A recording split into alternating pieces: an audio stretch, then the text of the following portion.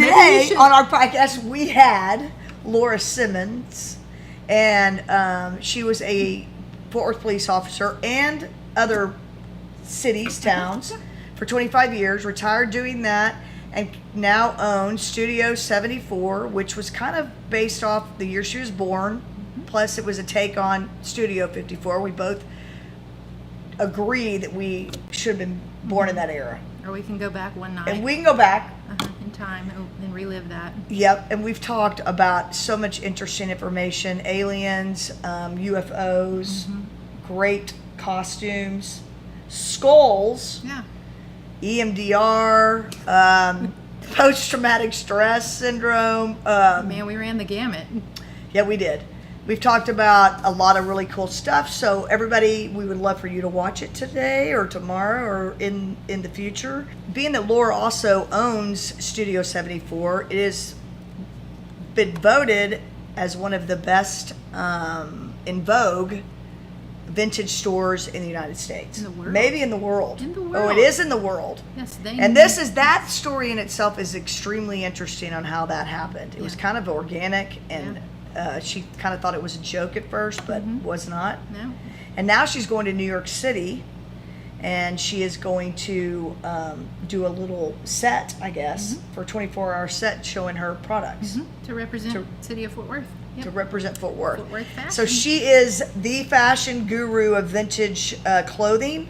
And if any of you want to get styled by her, go into Studio 74 and get dressed. And I'm actually going to beg her to start styling me like that. Let's do it. Get that fur collar. You know, I've got a jumpsuit that's kind of cool. We'll see how you can style that. But anyway, tap in and listen. This was a very interesting conversation, and I am so glad she came on today. I'm very grateful. You're a very interesting guest. I might have you on, pick your brain about some other stuff. Let's do it. All right. Thank you. Thank you for coming on. Did he touch your nipples? Ask me. We're going there. Bless your heart. Welcome. I want to thank you all with immense gratitude for spending time with me. This is a podcast where we dive deep into the real, raw, and often taboo conversations about culture, relationships, and intimacy. We keep it honest, insightful, and full of humor, creating a space where nothing is off limits. Think of it as your late night conversations with your posse. At its core, the Fully Erect podcast is about empowerment, giving people the confidence to own their desires, communicate openly in their relationships, and break free from outdated stigmas. So join me. We're breaking barriers and breaking stereotypes. It'll make you a breaker. I mean, I say that it can ruin you. I mean, it can ruin it didn't ruin me. I mean, I loved it, but it definitely, it changes. I never thought about it. It's so funny. I never, but I didn't come from a family of cops. But or priests. So the majority of my time in law enforcement, it was spent around dead people. So I've worked at the medical examiner's office. I've studied at the body farm. I have taken eyeballs out of dead people for a living. I've been a crime scene tech. I mean, so pretty much all through that time, it focused more toward that because that's just what I was always interested in. So when you see all those kind of things, day in, day out, that'll do some... You get jaded, really. Oh, yeah, I'm jaded. It'll change your brain, for sure. It's sort of like surgeons always say, after a while, they're just mechanical. I mean, don't you think? They get kind of... Because they've seen, especially trauma surgeons. 100%. It's the same as you. It's like you're walking in, you're like, I've seen dead people all the time, so it's not even... Yeah, and it never bothered me. I mean, I went into it knowing that's what I wanted to do. Oh, okay. And I'm glad I did it. That aspect of the investigation part and all has always been what interested me the most. And I did it, and I thought I was great at it, and I know I was great at it. And I loved my job. I mean, I felt like it was important. Somebody's got to do it. It is very important. But then, fast forward after you have kids, and then things get a little bit different because you think differently about when you have kids. Now you're looking at all these people like that's somebody's son or daughter, or Then over time, it got to be where I was having like panic attacks all the time and horrible nightmares. So what'd you do to like deal with that? So that lasted off and on, I mean, the majority of my adult life. And then it got to where I was having health anxiety. Like, I'd get a headache and I would think, oh my God, that's it. I have a brain tumor. You know? No, you can really... And you just, you know, I can laugh about it and I can joke about it because it seems really stupid. But, I mean, it was bad. And it still gets bad. And then, but then you have kids, and then my obsession changed about me dying young to now being worried about my kids because you've seen so much death. To the point where, like, movies will play out in my head, like when I'm driving or when I'm working at the store, or like I'll see visions, or like I will imagine me talking at my kid's funeral and what I'm gonna say, and just weird images, and then nightmares almost nightly. How bad? Still? Oh yes. So how do you deal with that? Like, do they medicate you? No, are you just... I'm not a medicine fan. I don't take any medicine for anything. That's always their answer, you know, but that's not me. That's just not the answer. No, and what's interesting, I think it's gotten worse the older I've gotten. I did go to a counselor once a couple years ago. You said once? Well, don't cops kind of go to? I mean, don't they? I never did. I mean, I went a time or two over an old marriage issue with my ex-husband, but not over the cop issues? But not over any of this until really in the last few years before I retired. And she was a retired police officer, so I felt like she could get me, like she understood, you know, where I was coming from. And she said, okay, during all this time, did you ever go home and cry, punch the floor, have a meltdown? No. Right. No, I never did any of that. I never felt the need to do any of that. So you just bottled that. So she said, you know, people can get PTSD off of one event in their life. One bad thing. Cops, firemen, they tend to have cumulative PTSD from seeing things over and over and over, so it builds up. And she said that's 100% what you're looking at. And she said for some people might be abusive. Some people might turn to alcoholism or whatever.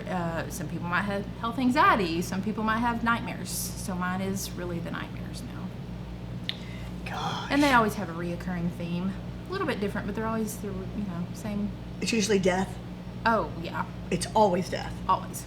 And it's normally with my kids. God. So I wonder if they feel that, like that energy. My kids? When you're raising them, yeah. Oh, yeah. Just the protective. Oh, yeah, and they make fun of me, and they laugh about it, and I'm sure they talk behind my back about it. So they make jokes about it. They do, but they know. I mean, I think they get it. They appreciate it. I mean, you know, I used to like even show them some pictures and stuff when they were probably way too young for me to be doing that kind of thing. Just to scare them? But it did, because I wanted them to know that it happened. I mean, it can happen to you. Like, you know, everybody goes through life and think, oh, what happened to me? Well, it can. You know, one day I went into the morgue and I don't know that I could do that. I was working down there by myself too, night shift. And so it was my job at the time when I was getting into all this to, a body would come in and you'd go down the hall and you would pull them around to your office and you would read the circumstances behind why they were there. So anyway, at some point during that time, there was like 3 girls in their prom dresses laying there in the morgue. And that was just so That's surreal to see these girls with their hair all done up and their makeup on and these beautiful dresses, and they're laying in a freezer about to be autopsied the next morning. They didn't go into it thinking, you know, I'm gonna die, it could happen to me. So I've always tried to tell my kids and my nieces and stuff that, you know, I mean, I just try to make them aware or tell them stories. And you think, and that helps, or you think it scares them? I thought I was doing a good thing, and my daughter's probably not so much. I mean, she's smart. She's aware of her surroundings. She's safe. Has great discernment for her age. My son, I think I have probably caused him a little bit of his anxiety issues because he's scared. I think he's scared of a lot of things now because of me. Lives in fear. Kind of lives in fear. He does. Uh-huh. Yeah, and I mean, maybe it's kept him out of trouble. Yeah, well, he's not a troublemaker. So I mean, I don't know, but it's like, but he might, but now he's like, I don't know. My firstborn was fearful of nothing. Yeah.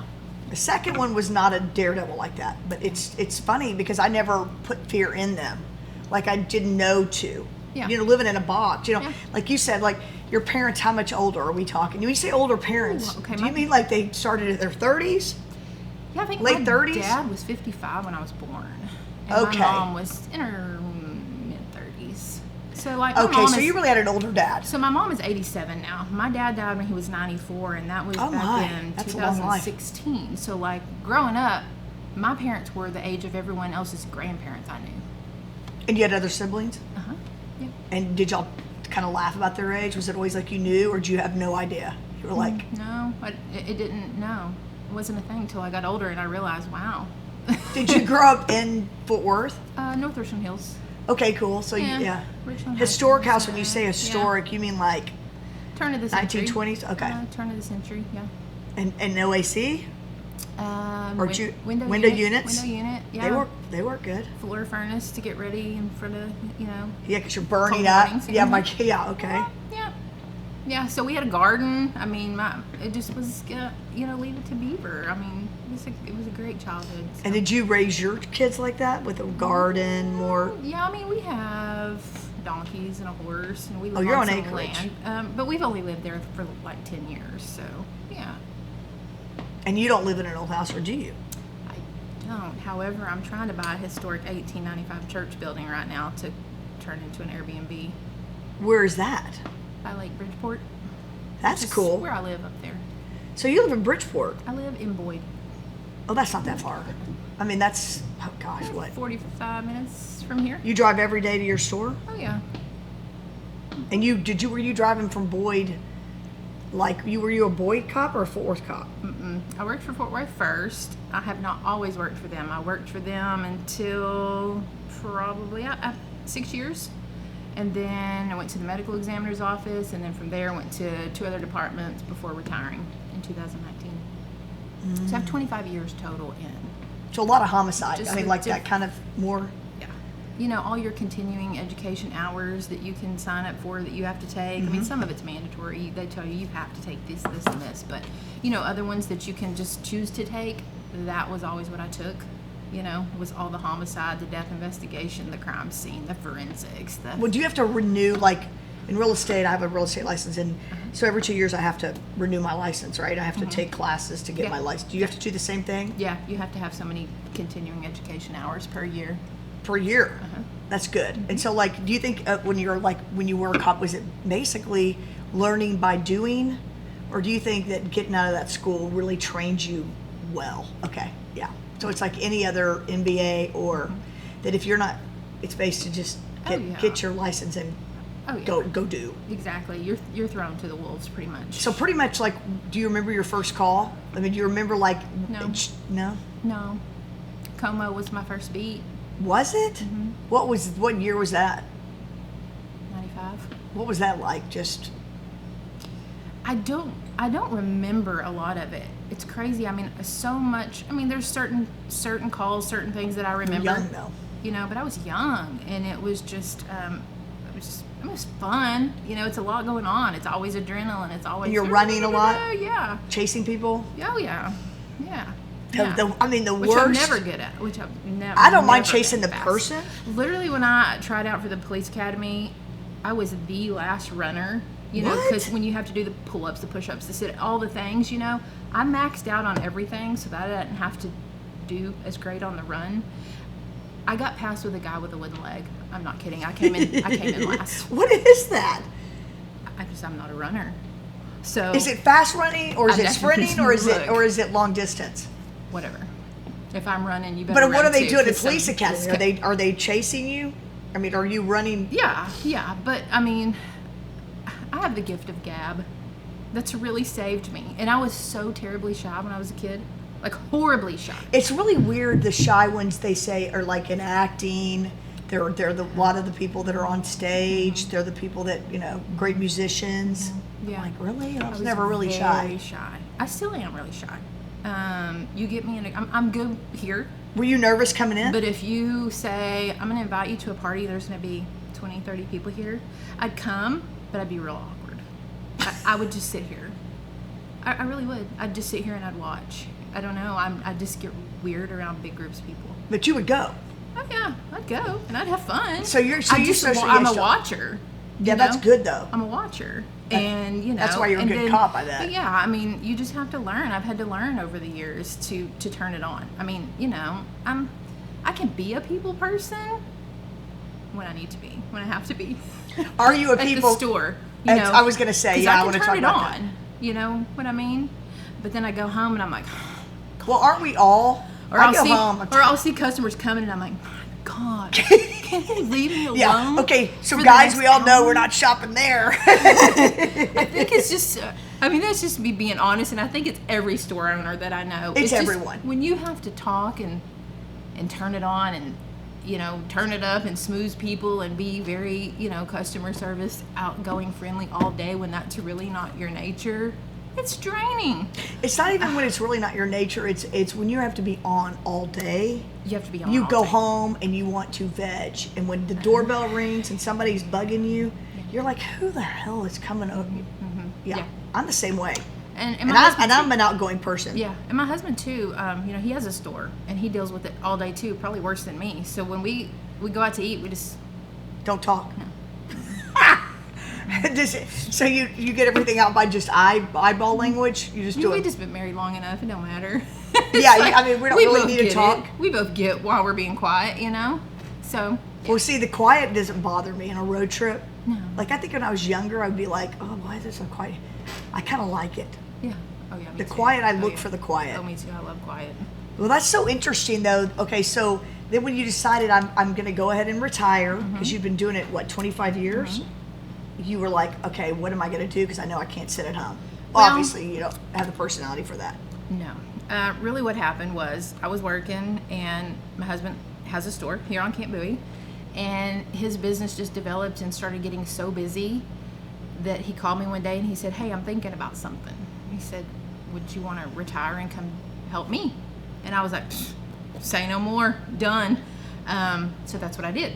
And I worked for him for about a year. I hated it. Why? You don't love jewelry? I do love jewelry. Love jewelry, love him. We got along. That was never an issue. It was his customers. Like, I think they just would come in. They wanted to see him. They were so used to him. They would ask for him. They would ask for him, and then I would feel like I'm no help to you. I'm just sitting here. You know, it was hard for him to teach me things like how to weigh gold, how to, you know, test a diamond, how to, you know, that's his thing. That's not my thing. That was never my passion. And I always had the store in the back of my head. Like, I wanted to do that for a long time. So finally one day I just said, hey, I think I'm going to have my own store now.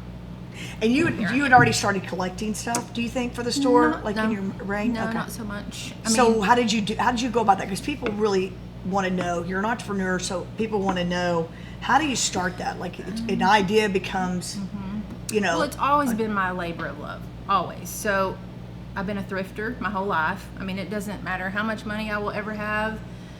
I probably won't go buy new stuff. It's just the thrill of the hunt, you know? That's what's fun of it for me. Yeah. And so that's cool. I've done that my whole life, and I've had booths at antique malls my whole life, like even before my son was born. So I've always kind of liked the idea of, you know, flipping things and reselling, and so I've always had that.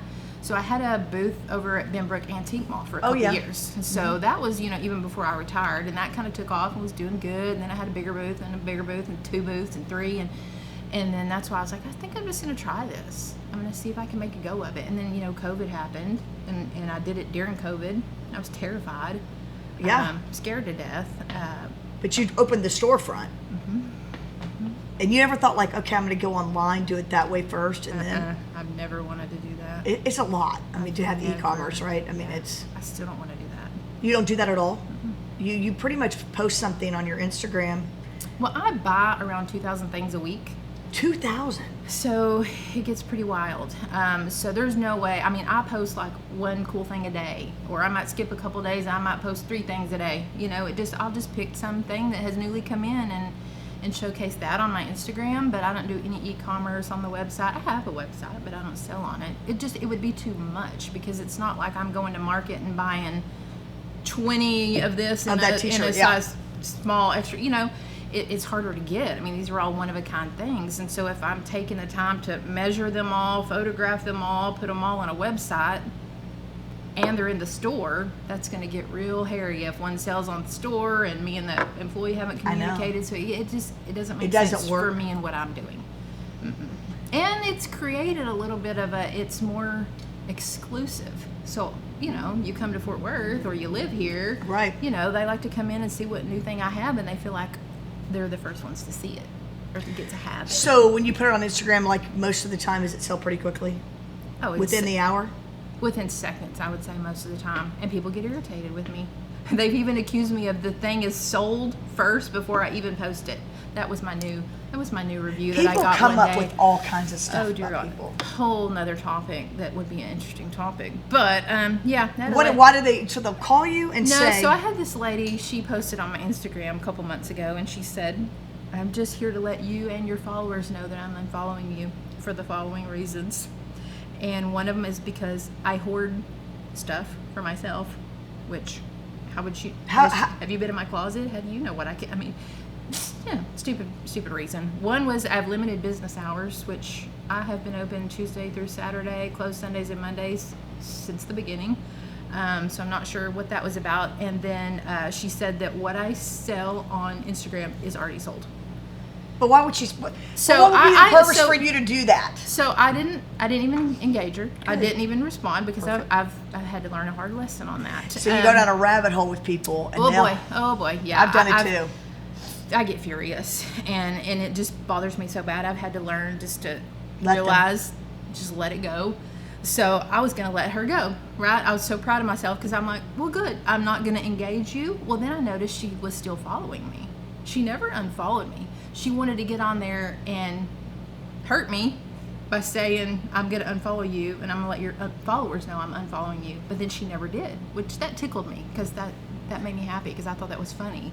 She was waiting. She didn't want to unfollow me because she thought, well, if she engages me or responds, I won't ever know about it. So that told me she's the kind of person that wanted me to have that, back and forth with her. She did. So that gave me peace right there. And I was like, well, I'm definitely not going to respond. I'm just going to act like I didn't see it. So she followed me, and I would check it every once in a while, and she followed me for months. Lo and behold, the other day, I shared a post of a beautiful Victorian dress that I bought with the lady's picture in the dress. I mean, how rare is this? We're talking like 1800s. I saw that. I have the picture of the lady in it. She sent me the post privately on Instagram and said, nobody cares. So I said, well, obviously you care. Here you are months later. I said, wait, I thought you were unfollowing me. But here we are. So you did engage her? And I did, finally. On a private message. And she said I needed to take a lesson in business because her parents own a multi-million-dollar, successful business. And her parents do, or she does? And that I need to take some business classes because clearly I don't know how to run a business. And I just said, okay, whatever you think. I said, but let me, defend myself. I've had the same business hours all along. I don't hoard stuff. You haven't been in my closet. And most importantly, what good would it do me to bother to take pictures of everything and measure it and describe this stuff in great detail on Instagram if I had already sold it? It wouldn't make any sense, I mean, the only thing I could think of is she's thinking it gets people in. And then she tried to say that I was immature. And I said, well, you're not going to school me on immaturity. You're obviously older than me, and here you are months later sending me something that says nobody cares. Like, who's the bully here? But but now that was a funny one. I'm like, because that's comical at this point. But there are some that are very butthurt. Oh, if they don't get the deal. Oh, they'll come up with some doozies. But the problem with boots, I noticed that I was like, oh, those are cool boots that you posted, the tooled ones. Yeah. I don't know. They weren't Letty's, but they were Larry Mahan. Mahan. But literally, you have to try those on. So what they're doing is they're hauling ass to your store, and they are trying them on immediately, and it's sold. Mm-hmm. Okay, that's a fact. Yeah. Or specifically, for example, like those boots. I posted those. Had two of the ladies from the Cowgirl Museum say, "I want them, but I don't know if they'll fit." And I said, I'm not. Can you hold them? I said, I'm not holding anything because now I already had two ladies call and say, here's my credit card number. I don't even care if they fit. I want them. And I'm like, okay, so this leaves you in a predicament. And I'm like, I'm not holding them for anybody. I got to be fair. So if you can get here first, it's who gets here first and who they fit. That's who I want them to go to. So That's how it went. And then, and it gets weird too, because when you post on Instagram, it automatically goes to Facebook.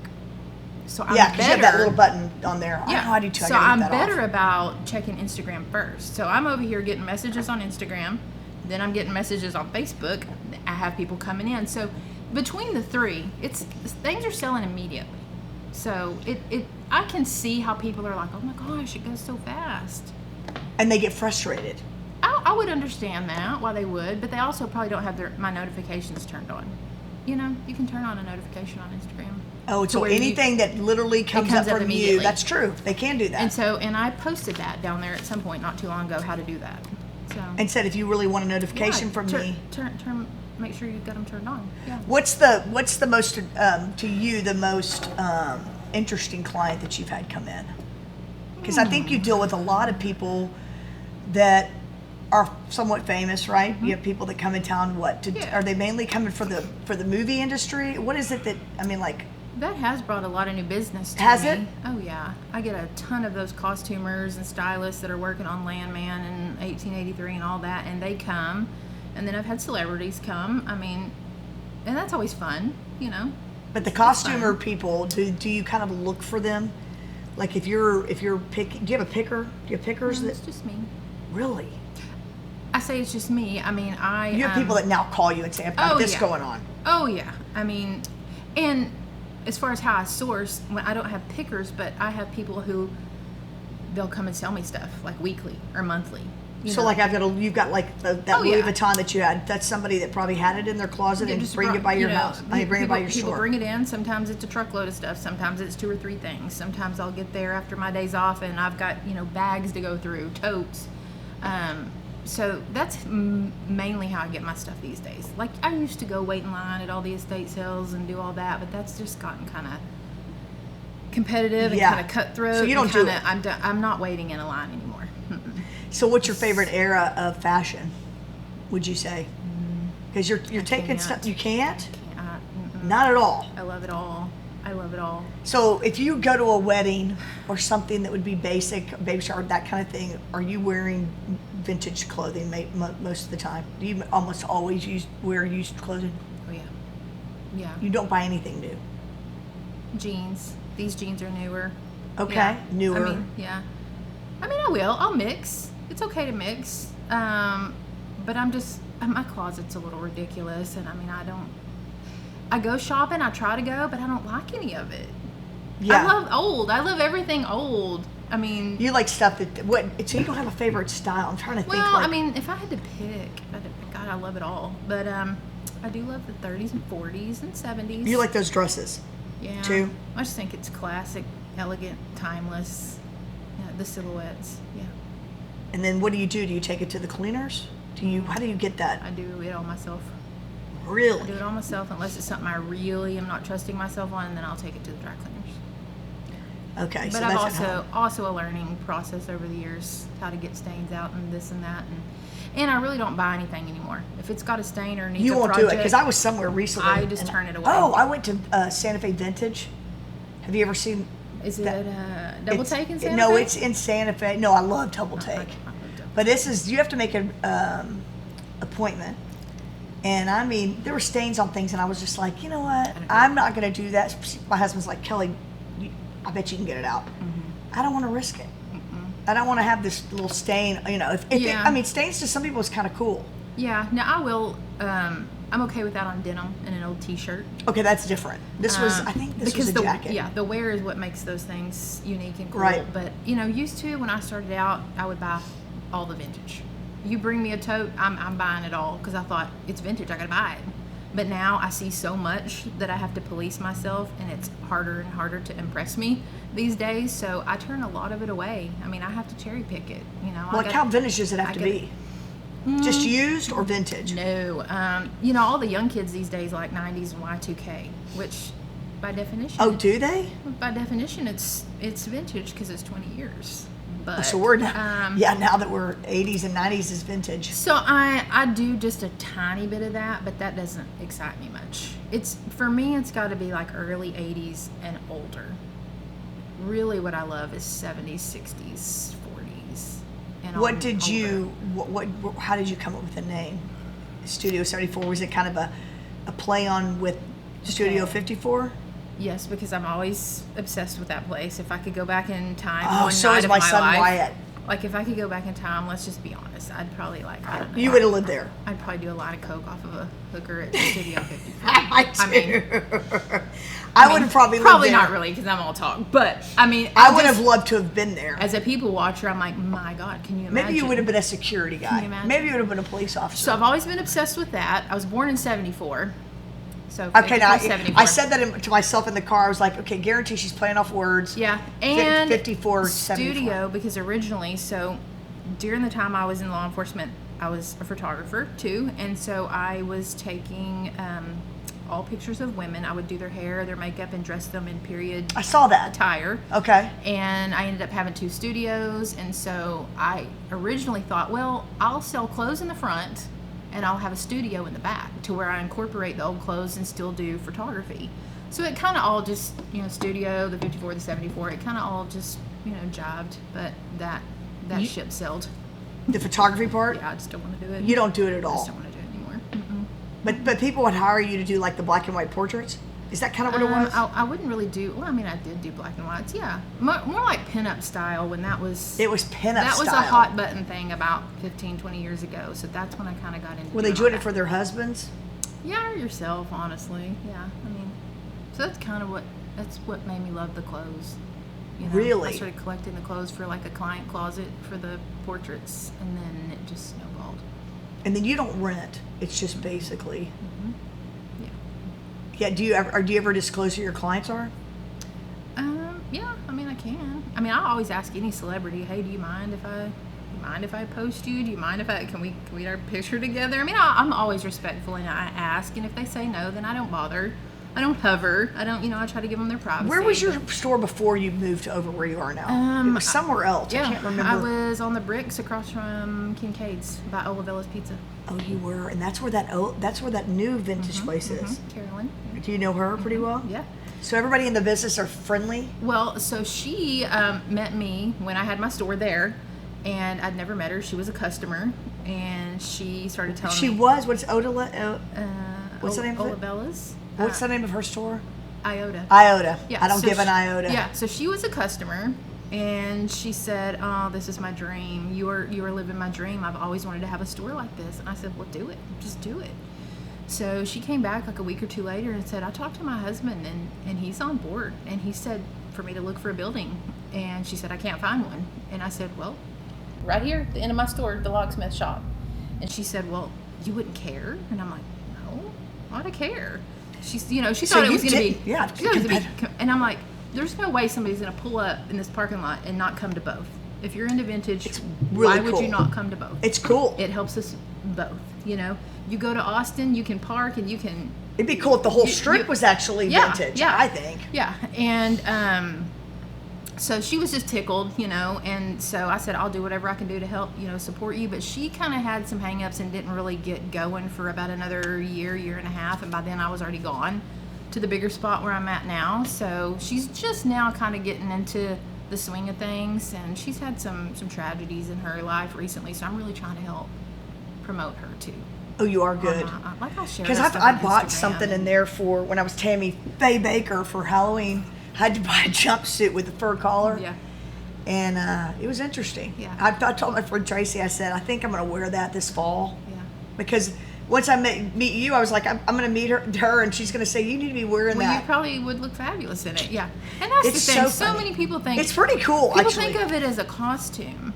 And I'm like, to me, vintage is not a costume. No, so many people wear it so well. Oh, it used to make me mad. People would come in the store looking for a Halloween costume, and I'd be ugly to So them. people, I should never say I was going as Tammy Faye Baker in your store. No, because that's what helps pays the bills. I've learned to realize at this point, you wouldn't believe the things I hear in a week. I'm going to a Siegfried and Roy party.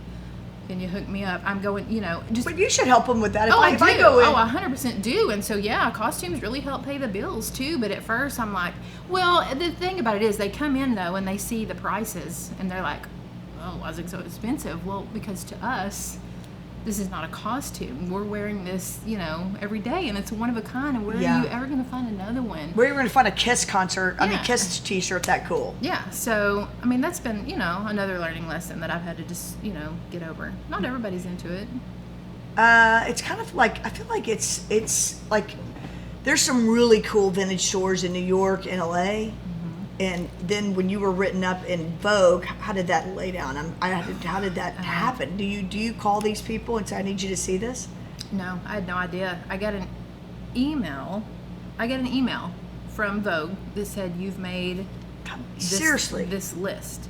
And I thought it was fake. I thought it was a scam or something. And so I would too, yeah. I read it twice and I'm like, I don't know about this. Let me follow up with that later. And then I got an Instagram message from the editor, she's, I think, the beauty and something editor. I'd be lying if I told you her exact title. And then I realized who she was. And I realized that she has been a customer of mine since I was in the old store, a lot of years. She would come buy some pretty fabulous stuff, and then she would tag me on Instagram, and I would see her in Dubai and London and, LA, and I never knew who she was. But why was she in Fort Worth? She just had family here? I don't know. She just travels a whole lot. And so she would always tag me, like wearing a dress from my store in all these, cool locations. I didn't know, but the whole time she was one of Vogue's main editors. So that's how I was able to make that list. And I'm going to New York City next month with the city of Fort Worth. For what? Through the Visitor Bureau, Fort Worth. Yes. Where is that? That's downtown? I don't know. Is it through the chamber? I don't know. I don't know who it's through. But they asked you to go to New York? Yeah, so they're doing a one-night pop-up event in New York to spread, cultural awareness for what Fort Worth does. And so they're bringing me to represent fashion. Okay. Cowgirl Museum, the mayor, two pretty big name music people. I'm sure. Like Goldie's I'm Barbecue. sure it's somebody I want to meet, and you're not going to let it happen. You need a buddy. I do need a buddy, actually. I've never been to New York before. Have you not? No. So this is going to be a lot of extra work for me because I have to bring like 200 items. Oh, so you're driving? No, they're going to ship it. They're going to ship my stuff there, and they're providing, a gift card to everybody that comes to the event, which is invitation only. A gift card to shop at my store that night. But it'll be local food, music, art, fashion. In New York City. How are they hand-picking these people, do you think? How are you going to hand-pick 200 items? Are you going to bring boots, cowboy boots, you think? Yeah, a few. I told them, I don't think you realize how much 200 items is going to cost y'all to ship. No, I was thinking that myself. Clothes are misleading. That's heavy. It's real heavy. I was going to say it's very heavy. So I said, I think we need to scale this down. I think it needs to be more like 50 items. Because I was thinking like 80. Let's be honest. I mean, this is not about me going selling a bunch of stuff. It's about visuals. Like showing them kind of. And will you have to have mannequins? Like, how does that happen? I don't know. They're going to get me mannequins and racks there and everything. So that when you get there, you're displaying it. So not only I got one day to throw it up, and the thing is that night. Yeah. You think you'll take jewelry? I'm gonna take a little bit. Yeah. What's your vintage collection look like at your store, like jewelry wise? Like at home? Well, no. Oh, at my. I will be asking that because I need to know where you live, and then I'm going to come borrow some, and then I actually might just rent it from you. Mm-hmm. I'd let you do that. I'll let my husband do most of the jewelry. So he buys you one of a kind pieces. I mean, so he has Simmons Estate jewelry. Right. He has had that for, 15 years, so he gets great things. He does, Rolexes and diamonds, and now we built a whole Native American room to house the Native American jewelry that he's become obsessed with, and goes to New Mexico every 3 weeks to buy and hunt for. Does he fly? Mm-hmm. Yeah, we drive and fly. Depends on what he's picking up. If he knows he's picking up a butts, or there's a fly going around. Whatever we want to do. So yeah, I let him. So if somebody comes in and they want to sell me jewelry, I just say go see. Go see my husband. Go see me, and that's how that partnership works so great, is because when people pass away and they have jewelry or coins or watches or sterling tea sets and flatware, they show up. Oh, he has that also? Yeah, they show up at my husband's store and they're like, my mother passed away. We have these things, and he said, well, hey, is there any vintage clothes? My wife does this. So then, I do the same. They'll come in and sell me clothes, and I'm like, are there any jewelry things, any tea sets, any, and so then it's so we send people back and forth. So it's really created a great little thing we got going here. Yeah, because one of my friends did buy some jewelry from your husband, I think. I didn't know about it. Yeah. Or I would probably be there weekly. He does no advertising. He doesn't need to, want to. He's already as busy as he can handle. So. And he's a one-man show. Yeah, I mean, we have a couple employees there now, but. And they just kind of are there so you can get a break. Yeah. So wow, so he's got a whole Native American room. What does he look for in that? We like the old stuff. So it has to be signed. It doesn't have to be, but it's great if it is. Yeah. I mean, he will buy new stuff. Like we did the stock show this year. We've never done that before. I think I did see that you did the stock. So how was that for you? That was really good. You would do it again? We already signed up to do it again. It's that lucrative. It was I'm pretty sure my bank was like, what the hell has this girl gotten into? It was very good. She's dealing. She's dealing drugs. Just my account in one night went to to a dealer. What is this girl doing? Yeah, it was very good. God, that's good to know. It's basically a 4-week show. By the time you figure setup, the 3 weeks, and a few days to break it down. I got flu during it. It was awful. It's a lot of work. It's long hours on your feet. Did you have people to help you when you got the flu? Yeah. So you think it was from being around all those damn people? Yeah. God, those are fast and furious shows. So that was our first time doing it, and we learned a lot, and we'll change some things, but that was very good for us. So what section were you in? Were you by all the? We were right down at the end, right across from Cavender's. Okay. Great. Yeah, that's because Cavender's does well. Great location. So that's my son used to work for Lusky's when he was younger because I wanted my kids to learn how to work. Yeah. Right. So he let him work those shows, and he would sell those boots and sell. Now it's bought up by Cavender's now. So you were probably right on that corner. But I remember Elliot would just be a little 10-year-old selling boots. Yeah. It was a good time. It's busy. It's very busy. We made a lot of great connections. We still get people that come in the store, hey, you remember us from the stock show? We're like, no. I mean, we saw so many people and talked to so many people. But, I mean, I have bought now from so many people that found out about me at the stock show. And so it was very good. So they bought what? Like they bring their stuff in? Yeah. What's your thought on wearing used cowboy boots?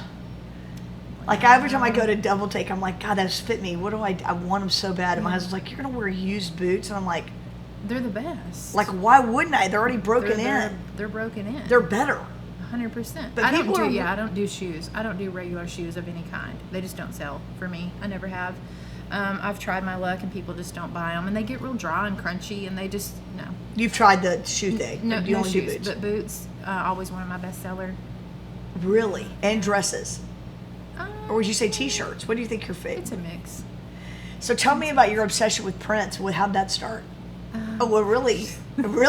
Well, we just dove right into that. We did. I want to know because I think it's interesting. Well, of course, when I was a kid, it was Michael Jackson. That was. What do you mean obsessed? I loved Michael Jackson. Yeah, Off the Wall. I loved Thriller. I remember my sister bought me the VHS of Thriller, and I would sit and watch it over and over and over again when I was a kid. I loved it. I had all the posters in my room, and I would kiss them at night before I went to bed, and all the cheesy girly things when you're little. And I still love Michael Jackson, don't get me wrong. You listen to his music still? But yeah. You like Motown? Yeah. I mean, everybody compliments me on my playlist in the store because it's a wide variety. But it's going to be a lot of 80s, a lot of Michael Jackson, Madonna, that kind of stuff. Prince, I don't know. So Prince, second grade, that's when that came about. Really, for you? Popular. Oh, because see, I forget I'm older than you. Yeah, and I just always liked him, but I didn't get really into him until 90s. Yeah, it was high school for me. Early 90s, around the name change symbol era. And then, I mean, I was decorating my first apartment. But, I mean, you even got a tattoo. Yeah. I got my first tattoo when I was 18. It's the Prince symbol on my leg. Mm-hmm. Oh, you've got that on your leg and one on your arm. Yeah. Interesting. What's your favorite Prince song? Oh, my God, no. I couldn't name one. Why? No, there's no way. I saw Michael Jackson and watching Prince, too. Yeah, but I saw him at American Airlines with my dad. He got these corporate seats or whatever. And you remember, did you ever see Dallas with J.R. Ewing? Oh, yeah. what's his name? I can't think of his name. Not JR, but the Patrick. brother, Patrick. Yes, he was sitting in the same box as us the whole time, and I was just enamored. Here Michael Jackson's playing, and I'm all enamored that I'm standing. With Patrick from yes, Dallas? Oh, yes. No. But anyway, no, it was one of the best shows I've ever seen. I will literally say it might be one of my favorite concerts I've ever been to. Yeah. It was Fair. It was so good. Yeah. And he just knows how to dance. He knows how to I mean, he's put on a show. I'm not sure there's a better showman. No, I agree. That I've seen. I don't think there'll ever be a person going forward that is icon status of what Prince or Michael Jackson was. It'd be hard. It'd be real hard to touch. I don't know. I mean, I that's a tough one.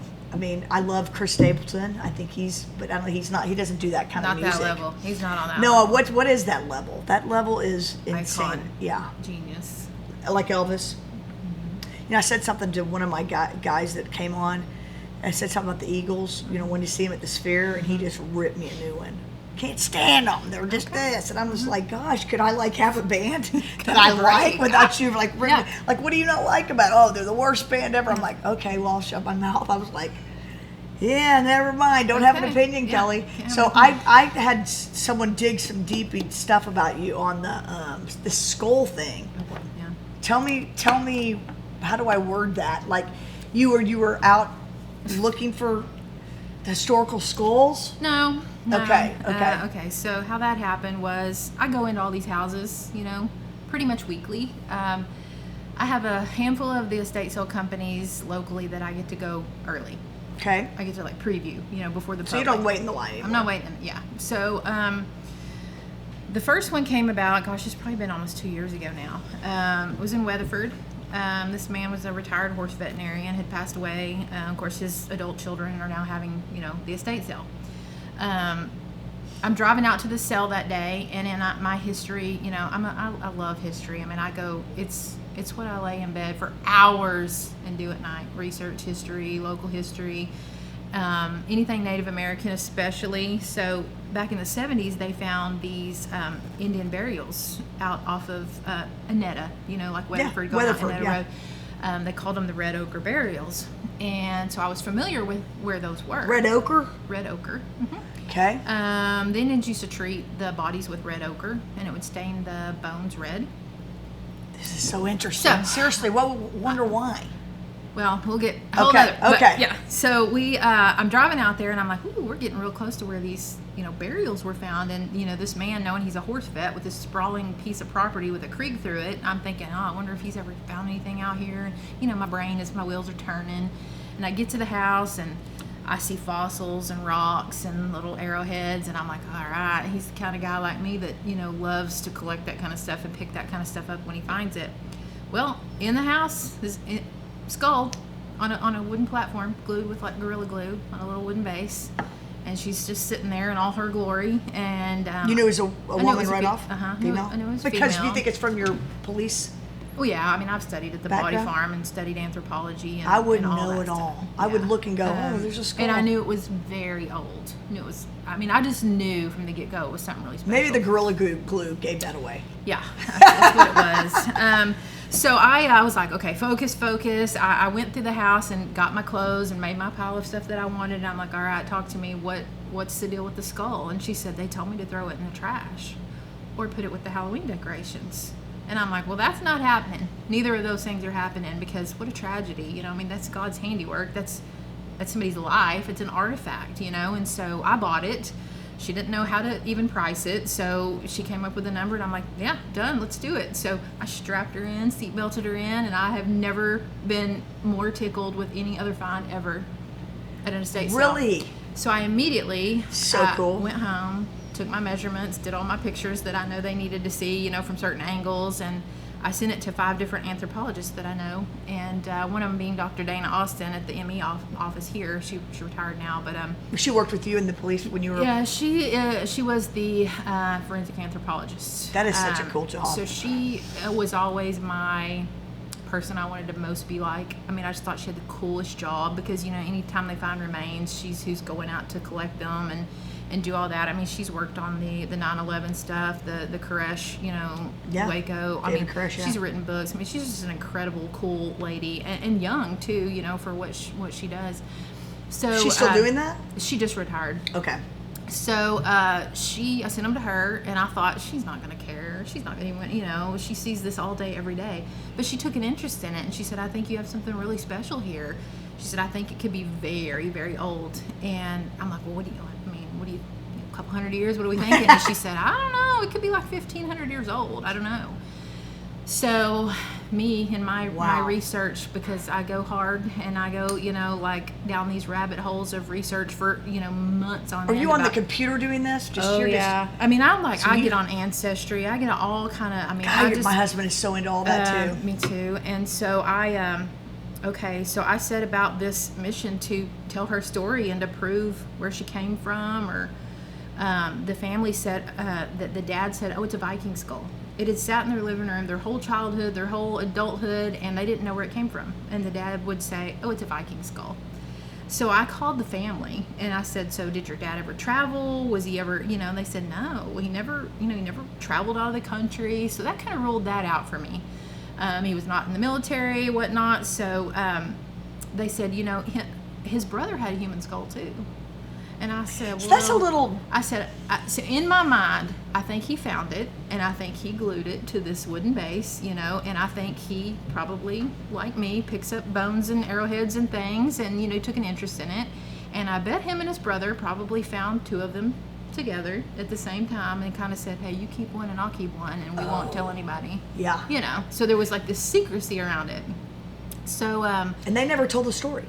No, and so they, I thought it was Native American. That's kind of what I wanted to know or see if I could prove or, you know, find out about. And so I had it forensically reconstructed first by a doctor in Waco. Yeah. And she's like leading guru at what she does. And so I took it down there.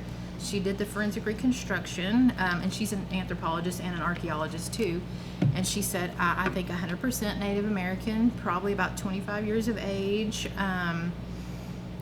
So then, after I got it back, of course I have her skull and I have her clay reconstruction. And then I contacted a lab, which was hard to find because I'm not affiliated with law enforcement, and this has nothing to do with the case. I needed to do like, you know, some carbon dating. And so I had to pull two of her teeth, which was a little awkward, you know, on my kitchen counter. I had to pull two of her teeth out. And the teeth were all in? She had all her teeth? Not all. So part of her lower jaw was missing. Which might be something to tell. Yeah. So she, anyway, sent it off. They did the carbon dating and a stable isotope test to see what her diet was. And her diet was pretty much only red meat, like no shells, roughage, clam, you know, nothing like that. It was red meat. And she was 2,070 years old. Yeah, give or take 30 years. So, yeah, pretty cool.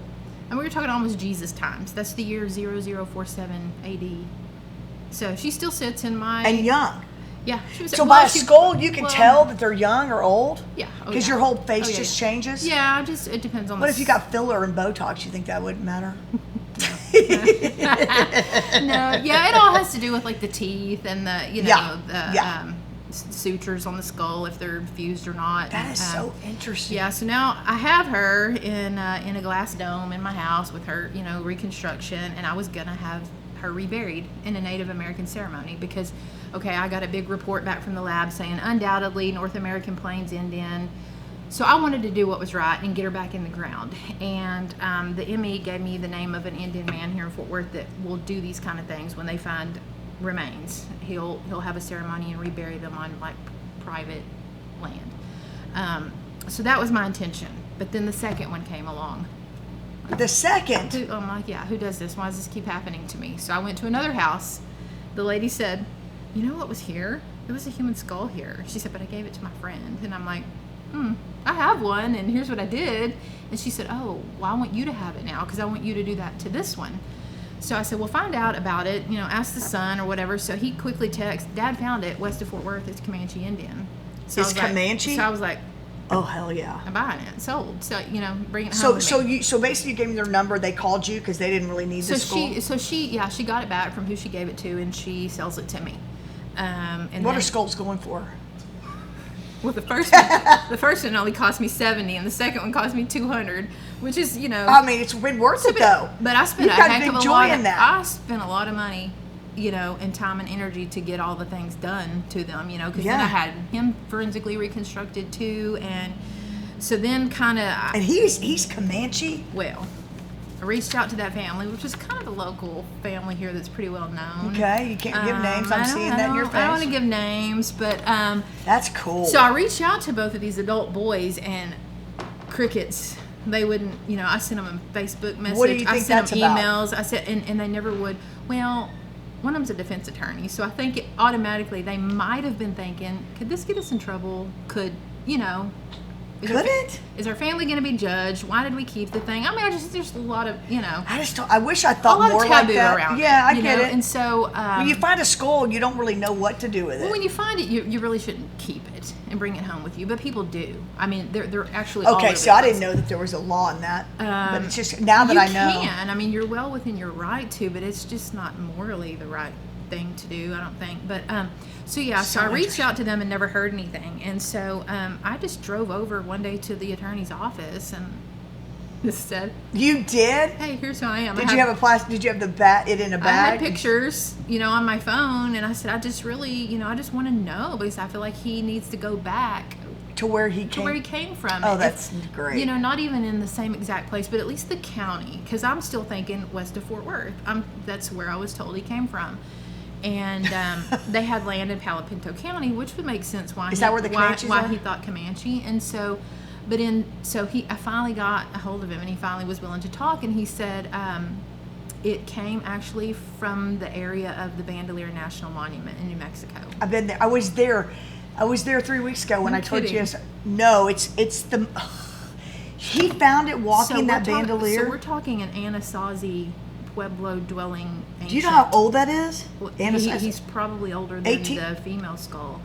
So I didn't bother to have him. Was he walking in Bandelier? Because I just went to that park 3 weeks ago, and it is amazing. Yeah. So rumor is, or how the story is told to him, or at least how they told it to me, was that their father, when he was young, and his father bought a box of relics on the square in Santa Fe. Okay, I could see that. Or somewhere near there, because back then that was kind of not abnormal. People were pottery hunting, grave digging, relic digging, and they'd come up with all these things. Before a lot of the national parks were national parks, when you could get in them, I know. People were going and stealing pottery. And that wasn't that far ago. No, and so now, as all those people are dying off. Yeah, I'm hearing stories about people that have these things in their house, and the kids are like, okay, well, our parents are gone. What are we going to do with this thing now? Because when I started talking to Bandelier National Monument and New Mexico State University, they said, we get this phone call all the time. So I still have both, and now I'm stuck with them and don't know what I want to do with them because... go to New Mexico and I can't bring them. I can't, and they can't. Bandelier can't even take it back now at this point. Did I miss this part? Because how did you figure? Oh, you just know it's Bandelier that they lived on that reservation. Well, that's Bandelier, just what was the told. Story. That was what was told to them. If that's even the truth. I mean, maybe their dad did dig it up in Bandelier. I don't know. Maybe they just don't want to say that, and that's okay too. But yeah. That is so fascinating to me. So I have them, and I need to do something with them. I mean, I love them. I think they're beautiful. It doesn't, creep me out whatsoever. Are they sitting in your living room? Where are they? They're in like one of my rooms in the house. Yeah. So you're the girl that everybody's going, okay, when you get to your house, is it got collections of just everything everywhere? What would you say? Is it organized collections? Oh yeah. I'm a very so neat freak. What is it? Tell me what that looks like. Is it like walking in a museum? Everybody tells me my house is like a museum. I do art. I collect a lot of art. Art. Tell me where you started that. Like the art, meaning just stuff you love, yeah. Or do you think this art's worth something? Well, some definitely is stuff that I have found in people's houses over the years in doing all this. That's so cool. Because a lot of times I'll get anything from a real estate agent that has the keys to a house that's going to be bulldozed or sold, and they're like, "Hey, go take whatever you want to Westover, Yeah. I mean, I'm getting the source from all these, various places. And so, I find great things on the weekly. Have you ever gotten some art that was really worth something? Like, a Picasso or a Van Gogh, anything? I mean, sure, I've seen them, but those aren't really doing a lot for me. But I collect a lot of bronze statues, a lot of nudes. So do you have a whole wall of nudes? I have rooms of walls of nudes. So when you walk in your house, there's no wall empty? No. God, I got to see this. I have no room anymore. It's statues of people and mannequins and naked ladies, and I love religious, old religious like things. Saints, wall rosaries. I'm not Catholic, but I love anything that is Catholic looking. I love Spanish, Mexican. You really fossils, bones, are you rocks. American Indian? Do you have American Indian in your bloodstream? That's up for discussion. No, I think you do. Yeah, everybody thinks I do, and I because think you're so intrigued and by I it. think I do, and when I dress the part, you can really see it. We were told that my whole life growing up, and so on. Of course, I get on Ancestry, and I spend all this time and Eastern do all European. that, And yes, that's what it shows. That's what it showed on me too. But here's what I have found out, and this makes sense. So, do you know? Did you watch 1883? Oh, I loved it. Okay, so the warrior. I liked 1923. So the warrior that kills Elsa. Yeah. With the striped face. Yes. So he's a friend of mine. He's been in my store. I've styled him for Fourth Magazine, whatnot. So we've kind of become friends. Well, he's 100% Native American, the real deal. Oh, he's the real deal. Like his grandparents speak no English. Like his parents still speak, Do they live on a reservation? They are. Yeah, they live in Oklahoma. He lives in Midlothian now, but even he was telling me, and I had started to hear about this, but even he told me his ancestry showed 0 Native American. And it's because I haven't done that test actually. Yeah, I did the test, and it's all European and German. And, I think everybody's is, so it's like it doesn't interest me. And so it doesn't. So the way I was explained, and he explained it to me, and it makes sense, is that like the government has kind of gotten in cahoots now with Ancestry and 23andMe. They got to get involved in everything, don't they? If you can prove that you're Native American, you stand to benefit from maybe some cheaper college or free college or health care or benefits, and maybe they just don't want people to be able to find out anymore, so they've put a... So they are getting involved now. Not only are they getting involved, now they're getting involved in this Ancestry stuff. And I'm not saying 100%, like, don't sue me, Ancestry, but, no, it just makes sense, because why wouldn't his Native American blood show? Yeah, and I've heard this now now that you say that, I think my husband may have done this, and he has Cherokee Indian from Oklahoma, his great great grandmother walked the Trail of Tears. So it's a fact, and I think his test didn't say a lot of American, but it's like. So what it boils down to now, you have to see if your family member is on the Dawes roll. Okay, and his is. Okay, yeah, because. So you have to have them go back to that because you can't find it in your. Yeah, so that would be the best, easiest way to go to the Dawes roll, which is like the 5 major tribes. I think Wyatt, our son, was the last one that could get. And so what I have found on some photo of somebody in my family, on the back of a photo at some point you're American somewhere, Indian. Okay, I'm just going to go and tell you. It says refuse to get on the Dawes roll. So that makes me think. Plus, it was in Indian Territory before Oklahoma was a state. So I'm like, well, why were they there then?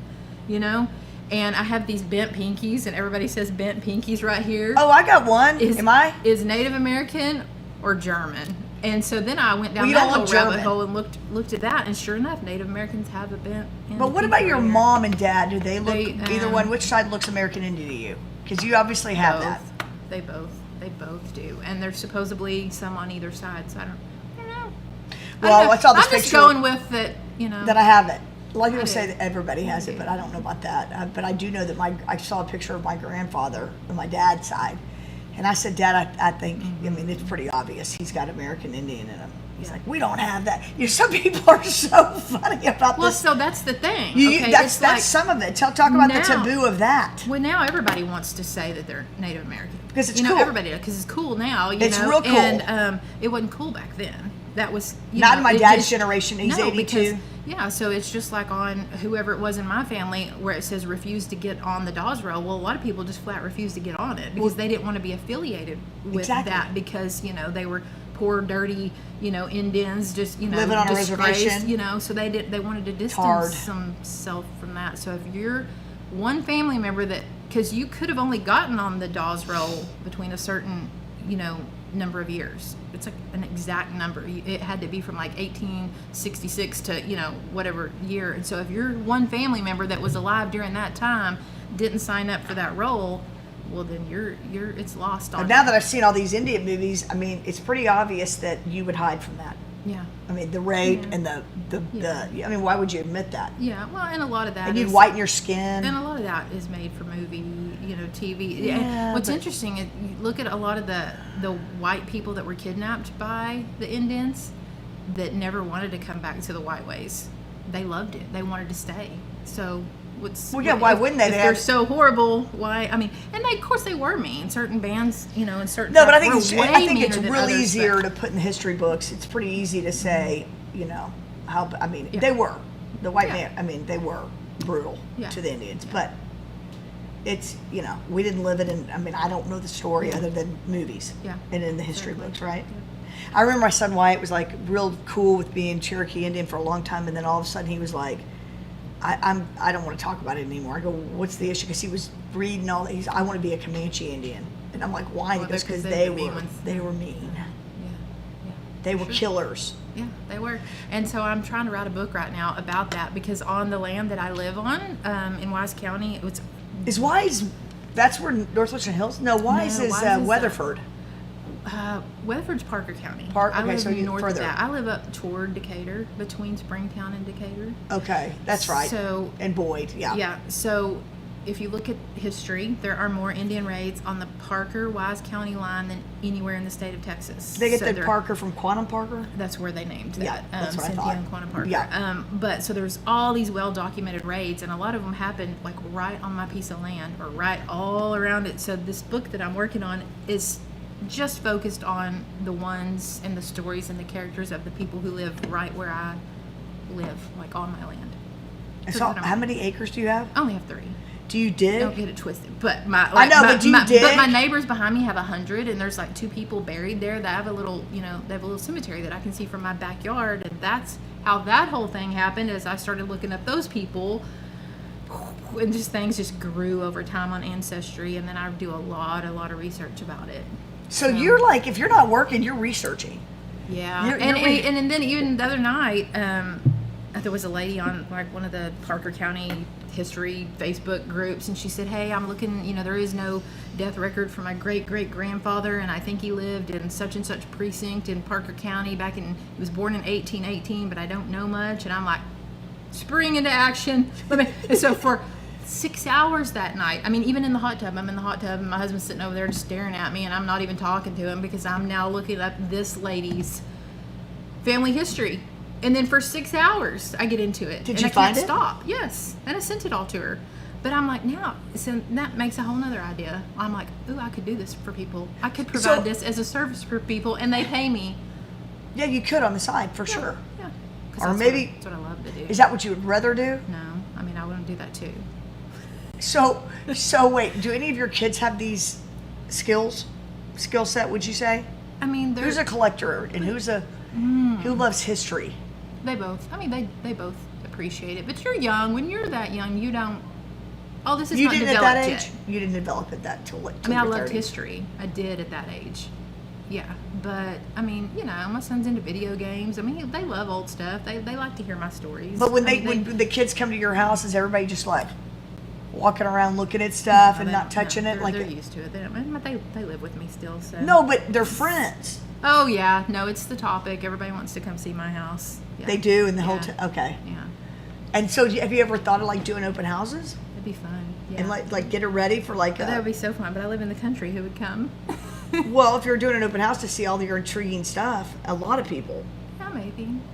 Yeah, but now that's why I want to have the church. I want to buy that church and turn that into my new. How far is that from where your house 20 is? 20 miles. Oh, so you'd go over there and get it all spruced up for every VRBO. Is it on the market or you just want it? It already is. I've already had inspections and You bought it. offers and counter offers. I need to make this decision today or tomorrow, what I'm doing. So I'm very torn. What's it look like? Like a little rundown church? No, it's been completely Flies. brought up to its original state in 2017, but it was built in 1893 to 5. So I researched the whole family who built it and what their whole story was, and it's a one-room, 1,600 square foot, 40-foot ceiling. It's beautiful. Beautiful. And is it in the town? Mm-hmm. Right off the square in a neighborhood. What's stopping you? I'm scared. You got fear. You've got I'm fear. scared. It's a lot of money. It's a lot of money. Is it a for lot of me. money for It's a sure? lot of- well, it's not. I mean, it's. Well, sometimes you'll get It's deals. I just am relatively curious. speaking. I mean, you know. And then you've it's- got to gut it. No. Oh, so you can put the furniture, get it. I Really. just would need to insulate it and, you know, heat and cool it and rework the bathroom, and then that's pretty much it. I mean, it would be, you know, not a lot. So it's very doable. It's an empty canvas, and I love it so much. Now I'm vested, you know. I've been working on this since February, but it's like, it's in the middle of nowhere. Who's going to go out there? What's near what it? If, what if it tanks? What if it doesn't work out? What if I can't have an Airbnb? Then what would I do with it?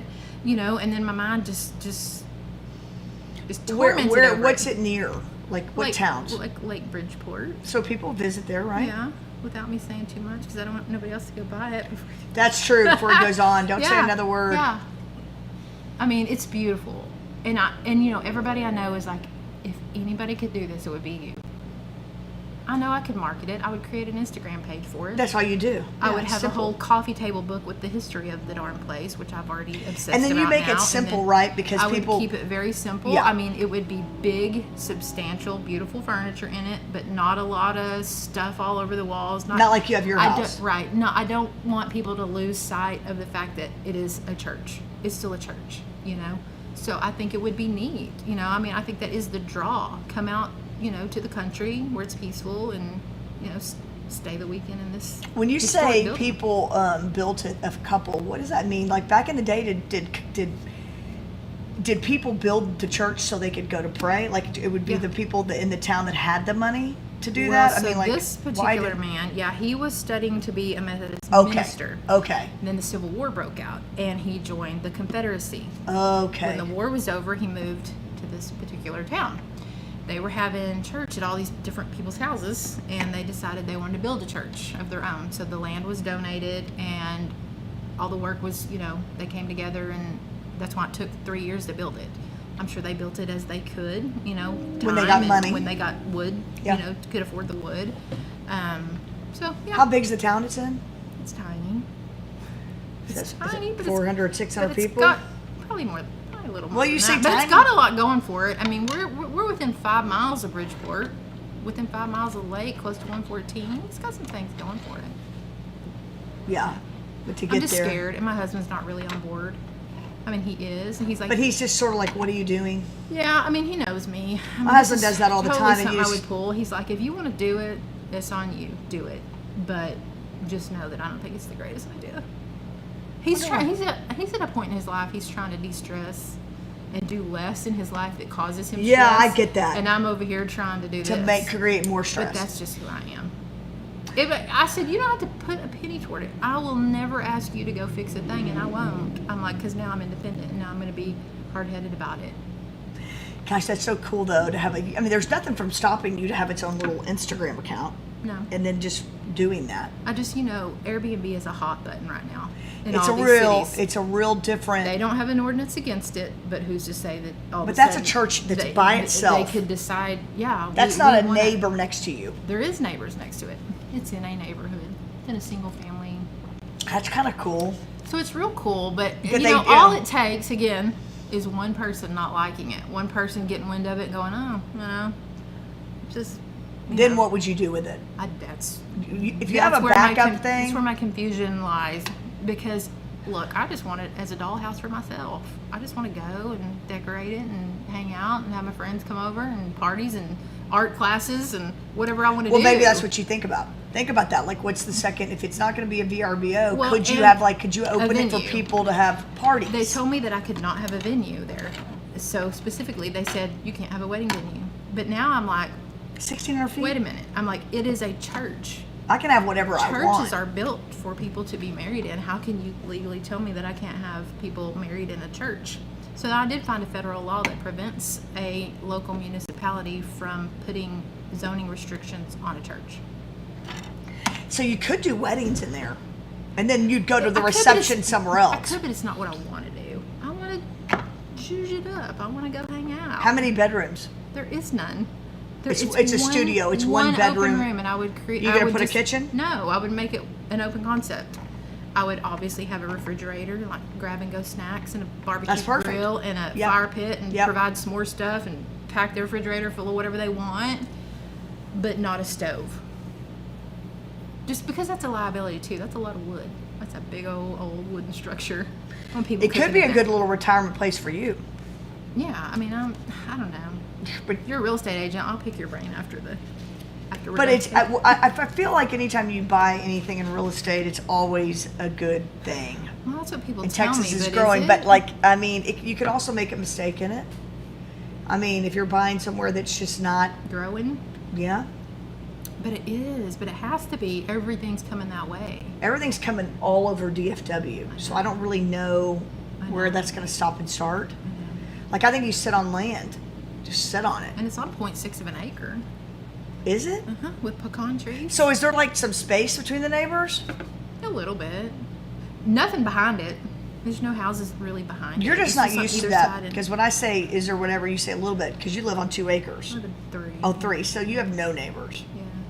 They can't hear you if you go to put your jam box on with your Prince and Michael Jackson. Not too much. Yeah. Although sound does carry in the country.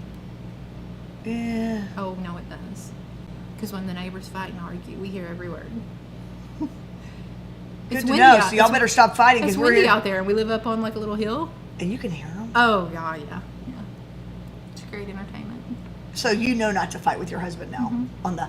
See, I would not think so. I would not think you could hear any of that. But they're screaming because they think they have private. Well, they're not even screaming. No, it's just sound really does carry in the country. Yeah, it really does. There's nothing to block it. There's nothing out there. How old's the house you live in? 10 years. That's all it is? We built it 10 years ago. Oh, so you don't live in a vintage house? No. It's full of vintage stuff. So what made you build instead of getting an old house in I don't know, like Mistletoe Heights maybe, or somewhere in Fort Worth? Well, the country calls. I don't know. I don't want to live I don't want to live space. in a city. Yeah. And I don't know. We just were driving one day and we found these houses and they were just beautiful and the timing was right and my husband's dad had just died and he wanted to move away from, where we lived and it I don't know, perfect timing. And y'all both commute? Yeah. I love my house. You'd have to dynamite me out of that house at this point. But I want a second one. That's why I want the How church. far are you from the airport? Like when you go to New York, are you good? An hour at least. Yeah. So so if you have to go early morning, you're getting up at 5 o'clock. Always. Yeah. Last week, 5 a.m. What was your you're used to that from being a cop? You think the time? What? Getting up that early? Oh, I hate getting up that early. God no. Like you have your own business now. Why are you getting up that early? Yeah, because the store doesn't open till 11. So I leave. Oh, at 10. it doesn't? Yeah, I leave at 10 a.m. and I pull in there on. Yeah, I'm not because I stay up late at night. Because you're digging through stuff. Do you ever watch TV or not at all? Hardly ever. If I do, it's true crime or something history or ancient aliens or. So you. all those things. It was ancient aliens, which is a whole other rabbit hole of I'm really into like ancient civilizations. You think we're going to start seeing aliens? We already are. I agree. What's so weird about that? I mean, I haven't seen it. Now I'm going to tell you right now. My friend got in an Uber. I'm still creeped out about it. And we're leaving a restaurant. I was like, ooh, she might need to get in my car. And my husband, I'm being 3 martinis in. I'm pretty sober, but I'm sober, and I'm the driver. So I was drinking Amaro, which is like this Italian liqueur, and I had, doesn't have a lot of liquor in it. I said, okay, I was thinking I could drive y'all, but this guy pulls up. He has 4 dummy tires on his car, a hood, and when I saw and I looked, a hoodie. He's dark, but I couldn't tell if he was dark. Like I said, well, was he like dark skinned, Heather? What's going on with him? She's like, yeah, he was dark or whatever. But when I looked in there, just to kind of looked, all I could see was like weird eyes and you let her get in? And it felt really alien-ish. And I out loudly, when we got in the car, said, Steven, that guy was an alien or something. Like, he's like, Kelly, stop. You know, like he was like, you know, I said I wanted them to get in my car, but they insisted on not. And she said, if I wished I had, because I wouldn't do that again. And I thought, anybody pulling up in dummy tires, and I said, you need to call Uber. Yeah, that's not the greatest representation to Uber. But I still am believing that was not a real human. Yeah, I believe it. I think that was an alien. It. I really believe it. And I really do believe all that too. I mean, I'm this far from that bell of like, ooh. Yeah, my husband doesn't believe it, any of that. Okay, so honestly, so you believe in aliens? Yeah. Like I was saying to you, I saw one the other night, and I believe it was an alien. Yeah. I mean, who am I? Have you ever seen one, or what? Give me something that is extraterrestrial besides ET phone home. I'm sure you've seen that. So right? My family saw a UFO. Me, my husband, both of my kids, and my sister were on Eagle Mountain Lake. Yeah. About 10 years ago. Maybe not quite 10 years ago. 9:30, 10 o'clock at night, we were fishing, tied up to a dock, fishing. Nobody had been drinking, none of that business. My sister's, much older than me. I had my two little kids with us. My sister saw something in the sky coming over. And out of the corner of my eye, I see her tap my husband on the back. I mean, it quietly. It bothered her so bad immediately when she saw it. She didn't want to say out loud, "What is that?" So I saw her go like this, and she said, "What is that?" It's like looking up, and there it is. And of course, my husband being, he's a chicken. He's terrified of everything. And he said, "Oh my God, Laura, what is that?" And I'm like, so now we're all like, what the hell? You know? My kids, and they weren't little kids. I mean, we're talking, 10. I mean, if my son's 25 now and 21, we're talking, 10, whatever. Yeah. So we're all now staring at this thing. And just in awe of it? In awe. What's it doing? At first, okay, it's coming over us. It's huge. One light, not flickering. Oh, that's not like a flame. Of course, that's what it is. It's a ball of light, no sound, not. It stays at the same exact rate of speed, same height. It's not bouncing around or any of this. It's not. It's on a mission. It's just Is it hovering over you? It's just coming over us. It comes right over us, and down low, this thing is obviously not an airplane. This is obviously not a balloon, a weather balloon. We sat there and had all these discussions, and so my kids, no noise. That's the weirdest thing. Okay. Absolutely zero noise. And so my kids get a little. I don't remember which one of them started crying first, but not panic, but just a little visibly like, I don't know, we all felt really uneasy, really uncomfortable, like we needed to get out of there. Like, I mean, it could take you, we quickly got the heck out of Dodge. I mean, so we're watching this thing, we're all so in awe of it and kind of upset that nobody thinks to even grab their phone. So finally it gets all the way over us now, and it's like dead center over the big body of the lake behind us, and my sister's like, my phone. So she goes to try to scramble for her phone. So it's lit up now in the silhouette of the night sky, like when you're in summer sky 9:30, it's still a little bit light out. I mean, light. No, it's not light, it's dark, but when you're looking at a dark object against that, you can see it. So it gets over there over the lake, and its light turned off. And when its light turned off, oh gosh, is when it terrified us. That terrifies me. Because it went out, and then you see the big black silhouette of what it was against the night sky, and it was enormous. Like, I mean, how big are we talking? Well, it's hard to say. Could you say like a football field? Football field. I always compare everything to a football field. Easy football field. And is it circular? Is it oval? What is it? Something. That's all I can tell you. It just, I don't know. It was scary. It scared all of us. So we left. And that night, me being me, I'm like, now you're into UFOs. Now you're going to collect UFOs. So I'm looking on Facebook groups. Of course, it was Facebook time back then. I'm looking to see if anybody else has seen it. I'm looking up, the Joint Reserve Base. I'm looking at weather things. We do have.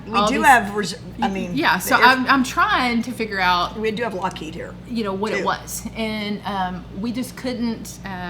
We couldn't come up with a good explanation for it. So my dad was alive at the time, and so this was probably around 2016, I guess, because my dad died in 2016, maybe shortly before 2016. And so my dad, World War II vet, has always been super into aliens and UFOs, and will swear. Why do you think? Because he's seen them. Because probably he's seen them. I just think it's things he's heard, or just something he took an interest in. Well, he was in the Army? He was in the Navy during World War II on a PT boat. He knows. He was a navigation person on a PT boat during the war. So he knows. He's the one that told me you need to call and report it to MUFON, which is the Mutual UFO Network, which sounds so cheesy. Like, I get it, okay? But I'm like, why not? What's it gonna hurt? I want to see what they tell me. So I called and get this guy, and I told him, and he called me back a couple of times, and he wanted to record my statement over the phone. He wanted, to know how high up it was. Was it bigger than this? Was it big, It was low. You said low. All these things, and so he assigns me a case number, and he called me back in a couple of days, and he said, okay, I have, I've contacted Carswell. I call it Carswell. So no, it's Carswell. I said Lockheed, but it's Carswell. Well, it's not anymore. It's like JR, whatever it is, but I still call it Reserve Carswell. Base or something. But so this man, the MUFON man, had called them. MUFON. They didn't. Hey, they man, didn't, I'm they glad. didn't have I know about it anything now. out that night. They didn't have anything on radar that night. Like, he did his, due diligence, and which I thought was cool. And he said, I have no idea, but I'll tell you, I have one other report of somebody seeing the same thing, and it was sucking up water out of the lake that night. So the night that this person saw it was sucking water. Sucking water up out of the lake into it. So I still have my file with my Dude, case y'all number think and everything. It feeds off the water? It needs water? Well, now you see all these ones going down into the water or coming out of the water. Weren't you worried that because didn't in ET didn't they take that? Didn't they take those people? I just think it's very coincidental that we've had movies like Star Wars and all these very extraterrestrial kind of things, and then it's supposed to be imaginary or your imagination, but people see too many things that are unexplainable. Who am I to say that it doesn't exist? How do we know? But I can remember as a kid thinking in the 70s, like, oh, those people are crazy, or that couldn't happen to me. Yeah. They couldn't pull you up like that. It's a weird world. But they can. Yeah. I believe that. Yeah. You believe in clairvoyance? Yeah. Have you ever had any kind of... Yeah. You know what a clairvoyant is? Yeah, I have. We've discussed this. And psychics. Yeah. They're basically the same thing. Yeah. Yeah, 100% believe that. And I can tell you a story about it. Okay. If you want to hear it. Do you listen to a psychic? Do you call a psychic? Or God, no. Have you I've ever? Never. No. Why? No. Okay. Because you don't want to know the truth. Well, I grew up very Southern Baptist, for one thing. That's some just, of it. And the Bible says you shouldn't, dabble in that stuff. So I think that's witch magic. I just try to stay away from all that. I don't think clairvoyants are... Yeah, no, this is different, and I do have a whole new respect for that, and I'll tell you why. Okay. But like that. I really believe the other night that I saw an alien. That's really weird because last night I was on my phone. Have you seen the? I know you've probably seen this. There's like a reel or a TikTok or whatever of that lady at that basketball game or something overseas. Have you seen that lady in the audience? You're gonna have to Google it. You're gonna have to Google it. I'll see if I can send it to you or find it. But so it's like a big, huge basketball game, like somewhere, and I want to say it's not here. Like a professional? But I don't think it's in the U.S. I'm not sure where it was, but they're panning through the audience, and you see this lady in the audience, and you talk about a demon. This lady. Demons are everywhere. She had black eyes. That's what this guy had. He had solid black eyes. Solid black. And so he had that. She looked ashy. She looked dead. She was an old lady. See? She had the tips of her fingers were black. Like, when you die, that's the first thing that will turn. Is that true? Black as your fingertips. And she had these black, the pads of her fingers were black, and she's sitting at this basketball game. Doesn't appear to be with the people here next to her. Doesn't appear to be with these people. and she's like just looking kind of weird, and she's kind of like scratching at herself right here, but she's itching. Like, I don't know if this is AI enhanced. I was going to say, is it AI? I don't know, but I'm telling you, it's damn creepy. I do believe there's demons everywhere around us. I do too. Yeah. I think there's a very thin veil. Yeah, I do too. Okay, so get back to your story. Okay, this so is intriguing. I worked with a lady. Now, I won't really go into where we were working, but I didn't know this lady. Okay, I didn't.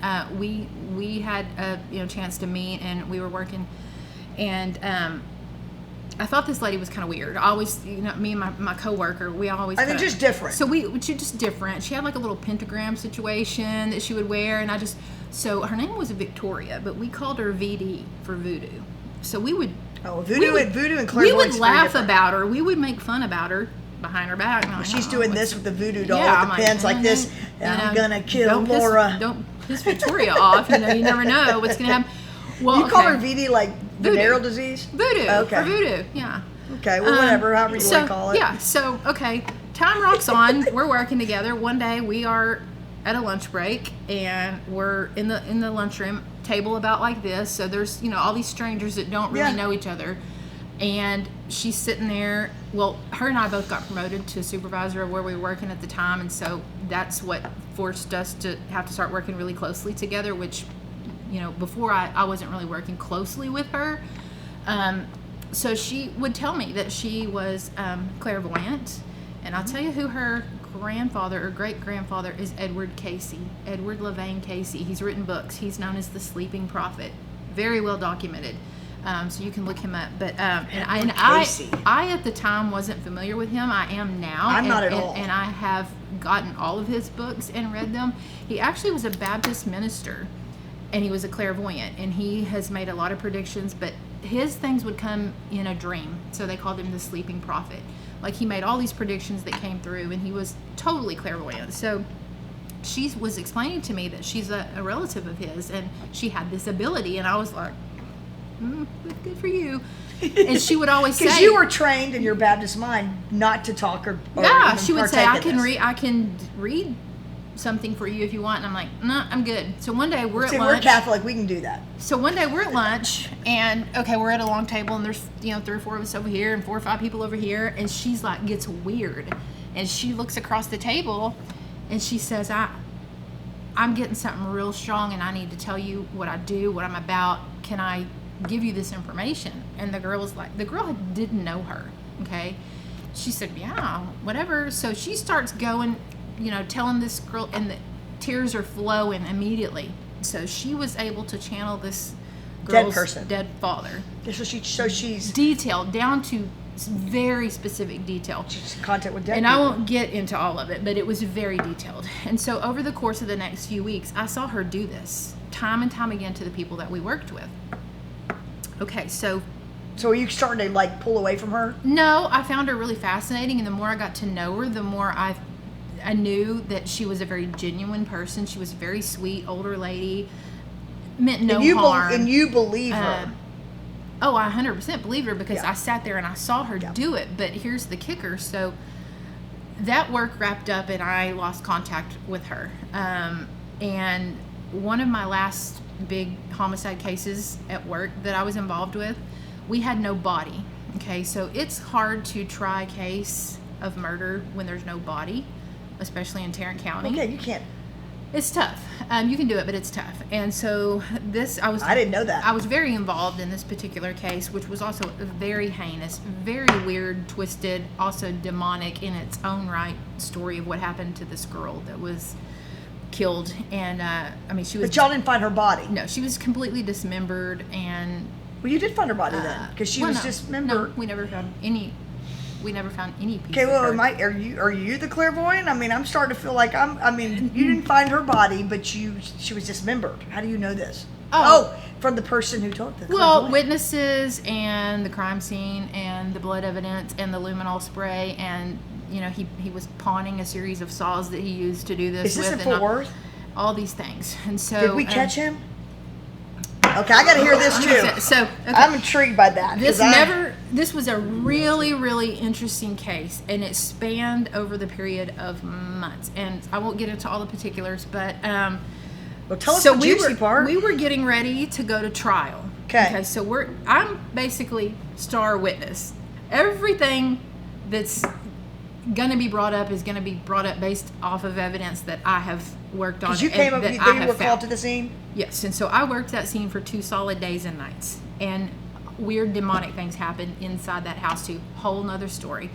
Whole nother podcast. It's a weird 3-part story. But anyway, okay, so with no body and no proof, everything relies on my evidence that I've found and collected and all that. And so it's a little, unnerving when you think you're fixing to go to trial and this guy's got a damn good defense attorney or whatever, and they're gonna see, that scares me. That's the reason why I wasn't a cop. So they're gonna question me on the chemistry of what luminol is and how it works and how it reacts with other, and so now not only do you have to be a cop and a damn good person on the stand, now you've got to be a scientist and all these other things. You got to be real smart. You got to be quick, because they're fixing. But you also got to be sure that you do all this so that he goes to prison, because exactly. If he doesn't, he's coming after you.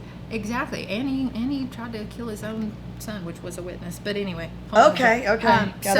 So we're like a week before trial, and me and the lead detective are kind of talking like, I wonder if we're ever going to find her. I wonder, and we kind of knew, what might have come of her, but we were talking about it, and he was like, maybe she'll come to me in a dream, and kind of shocked me that he said that, because he's very professional, straight-laced, real business, regimented, and I was like, oh, you're clairvoyant too. You think she might come to you in a dream, huh? So we get to talking about my psychic friend, and he said, well, call her. What could it hurt? Yeah, and I'm exactly. like, really? I mean, couldn't that get us in trouble? Couldn't what if the defense finds out we've consulted a psychic? They're going to tear us up. They're going to think we have no proof. They're going to think we're, crazy, grasping at straws here. And he was like, we really have nothing to lose at this point. It is what it is. We're strong in our case. Couldn't hurt. So I reach out to her on Facebook. She accepts my friend request. I'm like, hey, I don't know if you remember me. Blah, blah, I used to work with you. She's like, oh, yeah. So, she accepts my friend request. I said, can I call you? I have something to run by you. She gives me her phone number. I call her. Now, mind you, this had never made the news. This had never made any newspaper, no media, no nothing, okay? I said, what do you want? Do you need a name? She said, nope, I don't want you to tell me a name. I want initials. I didn't even tell her it was a murder. I didn't tell her anything about this. I just said, initials of the person? I said, I have something to see if you get a feeling about. And she said, I just want her initials. So I gave initials. And she said, nah, I'm not really getting anything. But she said, I'm driving right now and it's loud and I can't concentrate. Call me back. Or I'll call you back. So when she calls me back, I'm pulling into my driveway. I had stopped at the mailbox and gotten the mail out. And, came in the living room. My husband's sitting in the living room. I'm at the bar, at the counter. And I put down my purse and my keys. And I've got the mail. She calls me back. She said, okay, get ready, because this is going to come, and it's going to come fast, and I'm liable not to remember it, so you need to jot it down as I go as quick as you can. So I took the mail that I got out of the mailbox, and I have a pen, and I just start writing everything she tells me. And the first thing she said, I see a white tennis shoe. On its side has a waffle pattern on the bottom. Okay, this made no sense to me. How does this have anything to do with this murder? But I'm just writing down every single thing she says in order. And a lot of it is just so bizarre and random. Then she starts getting into the meat of the story, and she's seeing it all. And she's telling me, I'm at the house, and here's what the house looks like, down to how many bar stools, what you see from the front door, how many cars are in the driveway, what the house looks like. Then, for instance, she said, I'm seeing all these up arrows. She goes, I don't know what that means, but I see a bunch of up arrows. I didn't know what that meant at the time either, but I'm writing it all down. She gets down to who these people are, the victim, the suspect. She describes them in detail. She describes all this stuff. Mind you, I've never told her that there was a murder. I never said that this girl's missing, that she's been murdered, nothing. She says, this guy did this. He worked on a part of her body for a while. This particulars that nobody else Silence of the Lambs. Nobody would have ever known. And so I've got goosebumps, and my husband's still sitting there, and I'm like, oh my gosh, she's telling me every single thing, about the crime to be true, and even added details that I don't know. She said, the suspect has a white scar on his lower back. Did you know that? But no, and I'm just writing it all down, and she's like, he's been in prison before, and he's actually killed before, and I'm writing all this stuff down, but the bulk of it, I'm like, oh my gosh, this the total real deal. So I go to work the next morning and I have my mail of where I've jotted it all down, and we all kind of come together and we meet, and I'm like, all right, y'all, I called her. Here's what she said. So we were like, hang on, let's pull up the crime scene photos as we go through what she's telling me. Okay. Which I took the crime scene photos. When you take crime scene photos, you start wide and you work your way in. Like, say you might get the street sign, the street corner, as a reference. So and you're work taking your wide way of the in. house. You going take wide inside. and you work your way in. Okay. However, in this particular case, they threw a flashbang. The SWAT team threw a flashbang to get him out of the house. So the SWAT team said, I need you to document where the flashbang is so that we can get it and go and get out of your hair. So my first picture is of the flashbang on the floor, and it's laying next to a tennis shoe with a waffle pattern. And so it's like, as we went through the photos, they were in place the way that they were taken? It's like she was seeing through me my order of my crime scene photos. I mean, down to such vivid detail that the investigator said, let's call the district attorney's office, let's call the prosecutor and see, because she had given us some information maybe that we could use to our advantage. So they got an emergency little injunction done to bring this kid in for an interview based off of that. And anyway, trial went forward and we did get a conviction, and so he is in prison. Then after that, this lady, my lieutenant at the time. Could he get out of prison? I don't think so. I think he was given life without a chance of parole. So my lieutenant, of course everybody at the police department knows about this lady now and what's going on and everything. And so my boss, he said, hey, I need you to hook me up with your lady. I need to, I have some personal issues going on in my life and I need to know some things. So everybody's wondering so I'm like, now. I can't keep bothering her about that, and she always would say, I don't want anything. I don't want payment. I want you to pay it forward. If I do a reading for you, I want you to do something nice for somebody else. I mean, she was a very nice, kind, loving lady, very interesting, but I 110% believe in her ability. And she would even explain to me how she has the ability, like how we can all tap into it. And it makes a lot of sense. You think everybody? Yeah. You think everybody has a... Yeah. Really? Yeah. But we don't pay attention to it, and we don't work on honing those skills. And she explained to me how to do all that, and then I've read, the books about it. But so I tell my lieutenant, I'm like, I don't know, I don't want to bother this lady. But he begs, and so I reach out to her, and she said, yeah, let's do it. Why not? So she said, meet me in Denton. She lived in Denton, so I drive to Denton. She drives to Denton. My boss drives to Denton separately. Me and him don't ride together. Like, I'm not super close to him or anything. I don't even know what's going on in his life that he wants to talk to her about.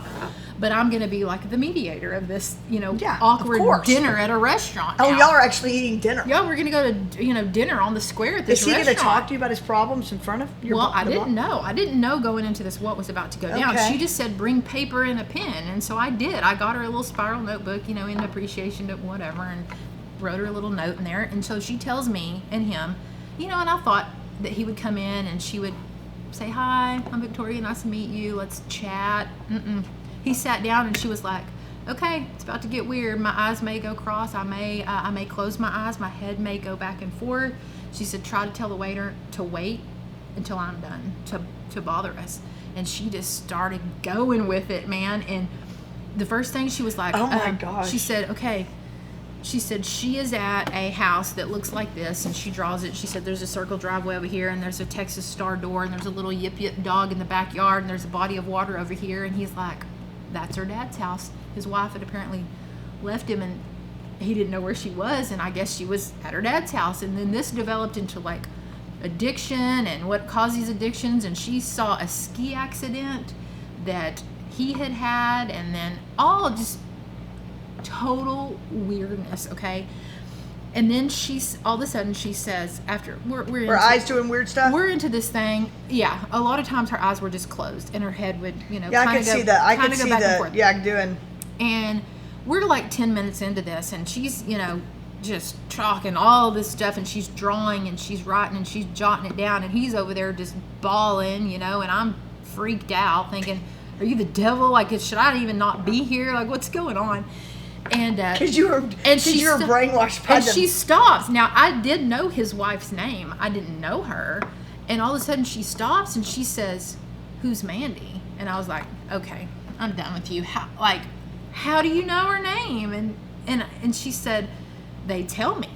And I said, who tells you? And she said, my guides, my spirit guides. And we all have spirit guides. And I said, are you angels? So me and my judgmental self, I'm like, are you a Christian?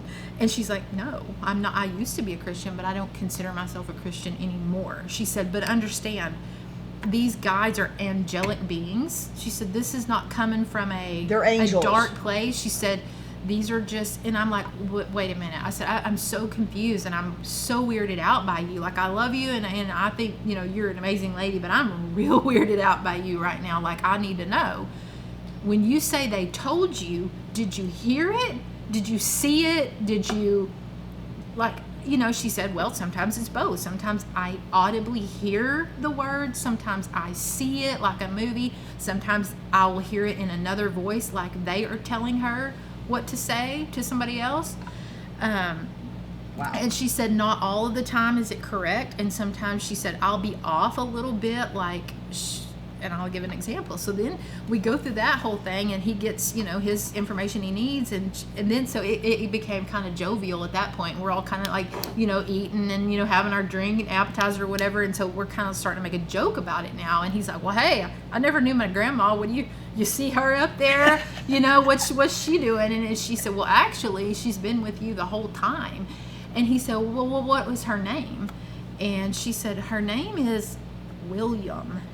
And I'm like, was that his grandmother's name? That's weird. And so I'm looking at him like, is your grandma's name William? And he said, honestly, I didn't even know what my grandma's name was because I never met her. Like, she died when I was a kid. So we wrap up, do all that. So we leave, go, I'm driving home. He calls me. He said, get this. He said, I called my mom. My grandma's name was Wilhelmina. So that's her. She said sometimes she gets a part of it or really close or she'll hear, but anyway, she told me. That's crazy. She told me at that meeting that night at that restaurant, she said, I'm not going to be here much longer. I have a terminal illness. She said, I'm not going to be, here. And so she died shortly after that. She did? Yeah, she had lupus and she had a aortic aneurysm. And it went and she died. But interesting, like the DA's office, the prosecutor called me after that, was like, hey, we'd like to talk to her again. We need her help on something else. But I'm like, well, I thought I've seen in movies where they can use clairvoyance, well, but did they use that as in a case? So how did y'all get to the? From what I remember, I was so embarrassed. I did not want them to ask me about that, for multiple reasons, obviously. But I feel like they did have to find out, but they didn't harp on it. Like, it was brought up quickly and then that was it. They didn't make a big stink about it or anything. But they just said. I don't even remember. But they used it. The information that it. You got the information, and then y'all. The information that it developed helped. Wasn't big enough for it to really have made a big pivotal difference at the end of the day. But did she tell y'all who killed and how they were killed? Not really. Yes. Just worked on that one arm. Oh yeah, I mean, she knew all that, which we already knew all that. We were hoping she would give us some kind of new information, but what she did say, she's in concrete and she's in water. And so he was in construction at the time, pouring foundations, and we pulled water records, and his water record at his house went from 3,000 or 5,000 gallons a month to going to 15,000 gallons a month of water over a period of 2 months. So what do you think happened? And a snitch at the jail here in Tarrant County also said that he flushed her over a period of time. So that would make sense why she said concrete and water. Yeah. So he flushed her down the toilet? Parts of her? That's a theory, yeah. We'll probably never know, but the evidence lines up. In those cases like that, is it really tough when you see the young people with the parents? I mean, are you the one that has to tell the parents to identify their children? How's that work? Oh, I have done that, yeah, several times in my career, yeah. It's probably why you have those nightmares, right? Yeah, and not only that, when I worked at the medical examiner's office doing organ donation, skin and eyes and stuff like that, a lot of times you're going to the hospital, you're going to an operating room where somebody's on life support, that they've made a decision that they're going to donate their organs, kids' organs or their parents or, so, yeah. I mean, do you have it on your license to donate your organs? Oh, of course, yeah. But not everybody does. Yeah, I don't know why not. It should. I mean, that just doesn't bother you. No. Why would you, my mom doesn't. There's people that don't. I'm dead and gone. Use whatever you can use. If it's going to benefit somebody else and make their life better or save a life, yeah, why would you not? I mean, I think dealing with people in your case, like, I think the worst, I think, in being a cop back in the day would have been coming upon a firehouse, a house, people burning.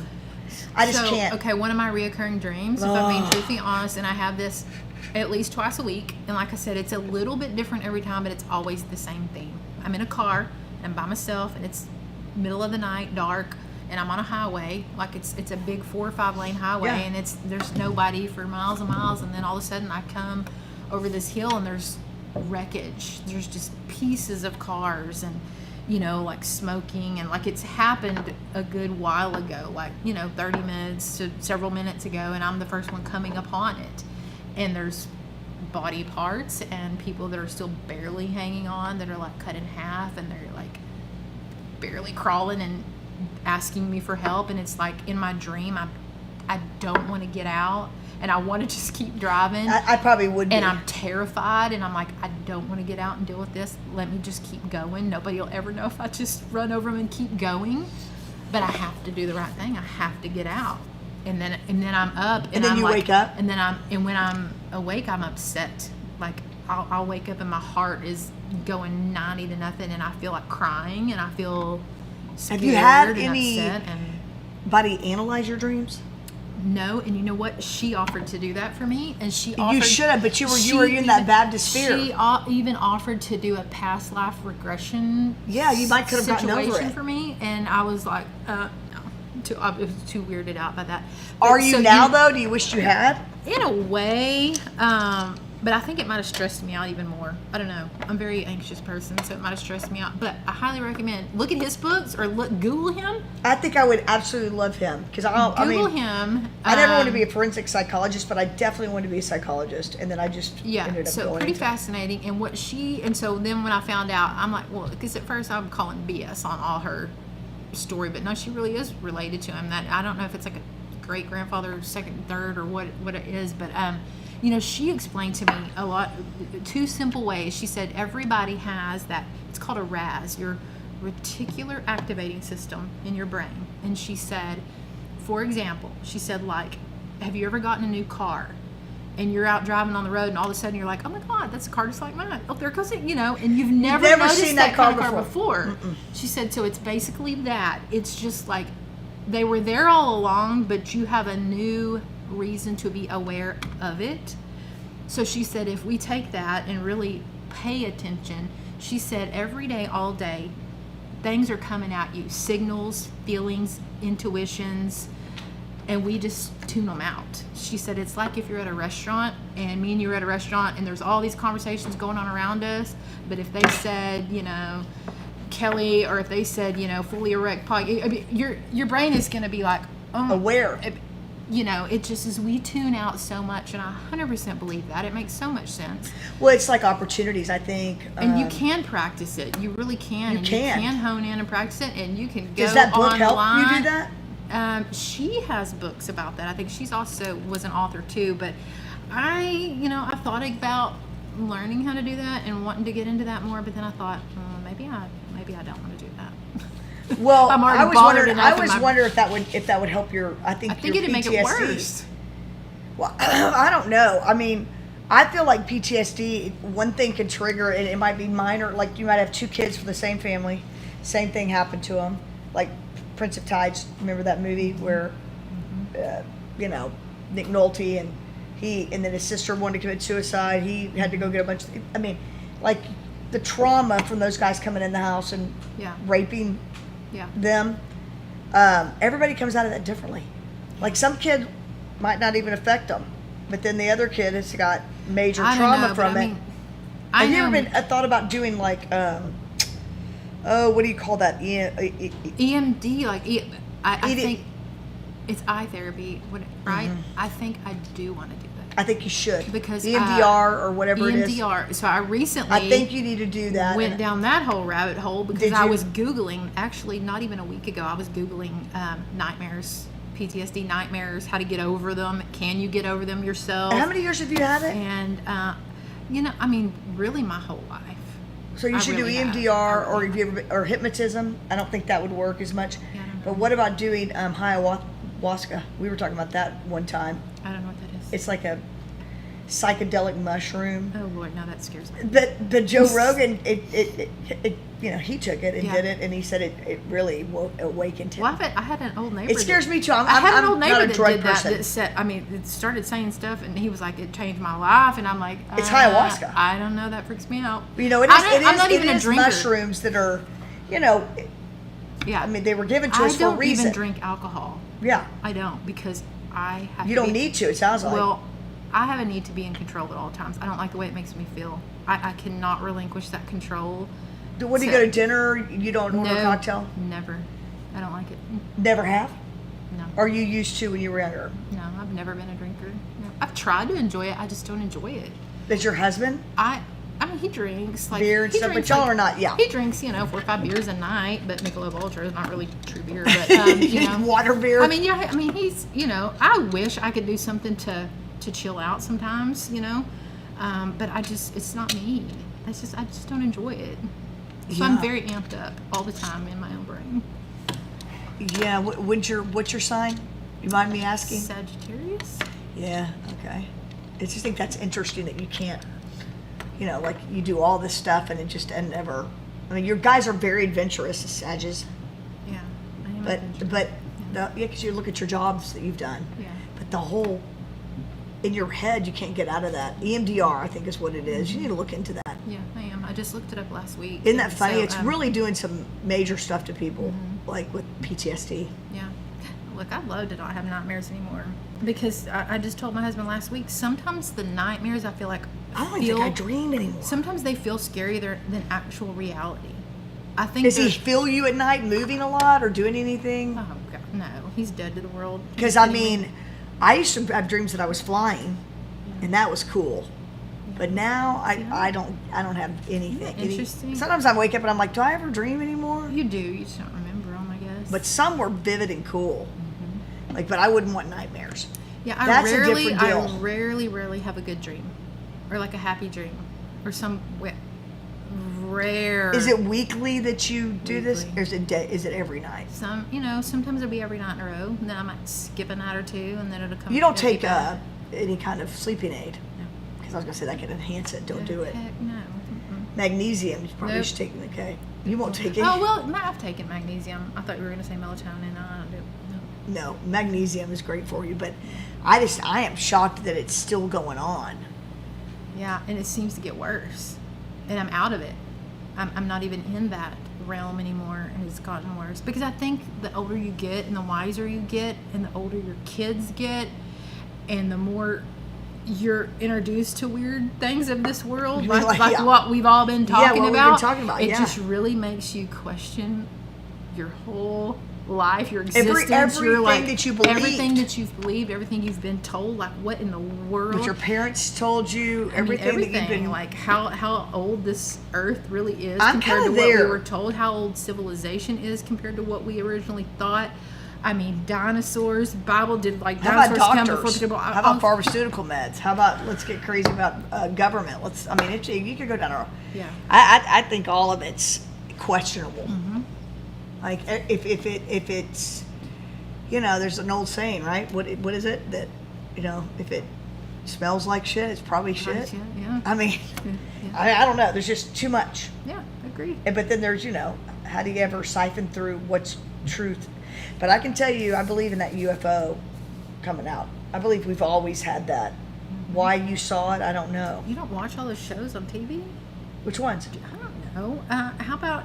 Do you know about all these cow mutilations? Do you? What's cow mutilation? Oh, I've heard. Is there something I could be watching on that? Oh yeah. What is it? Well, there's all kind of things. Where they mutilate all There's- these cows and they're left for.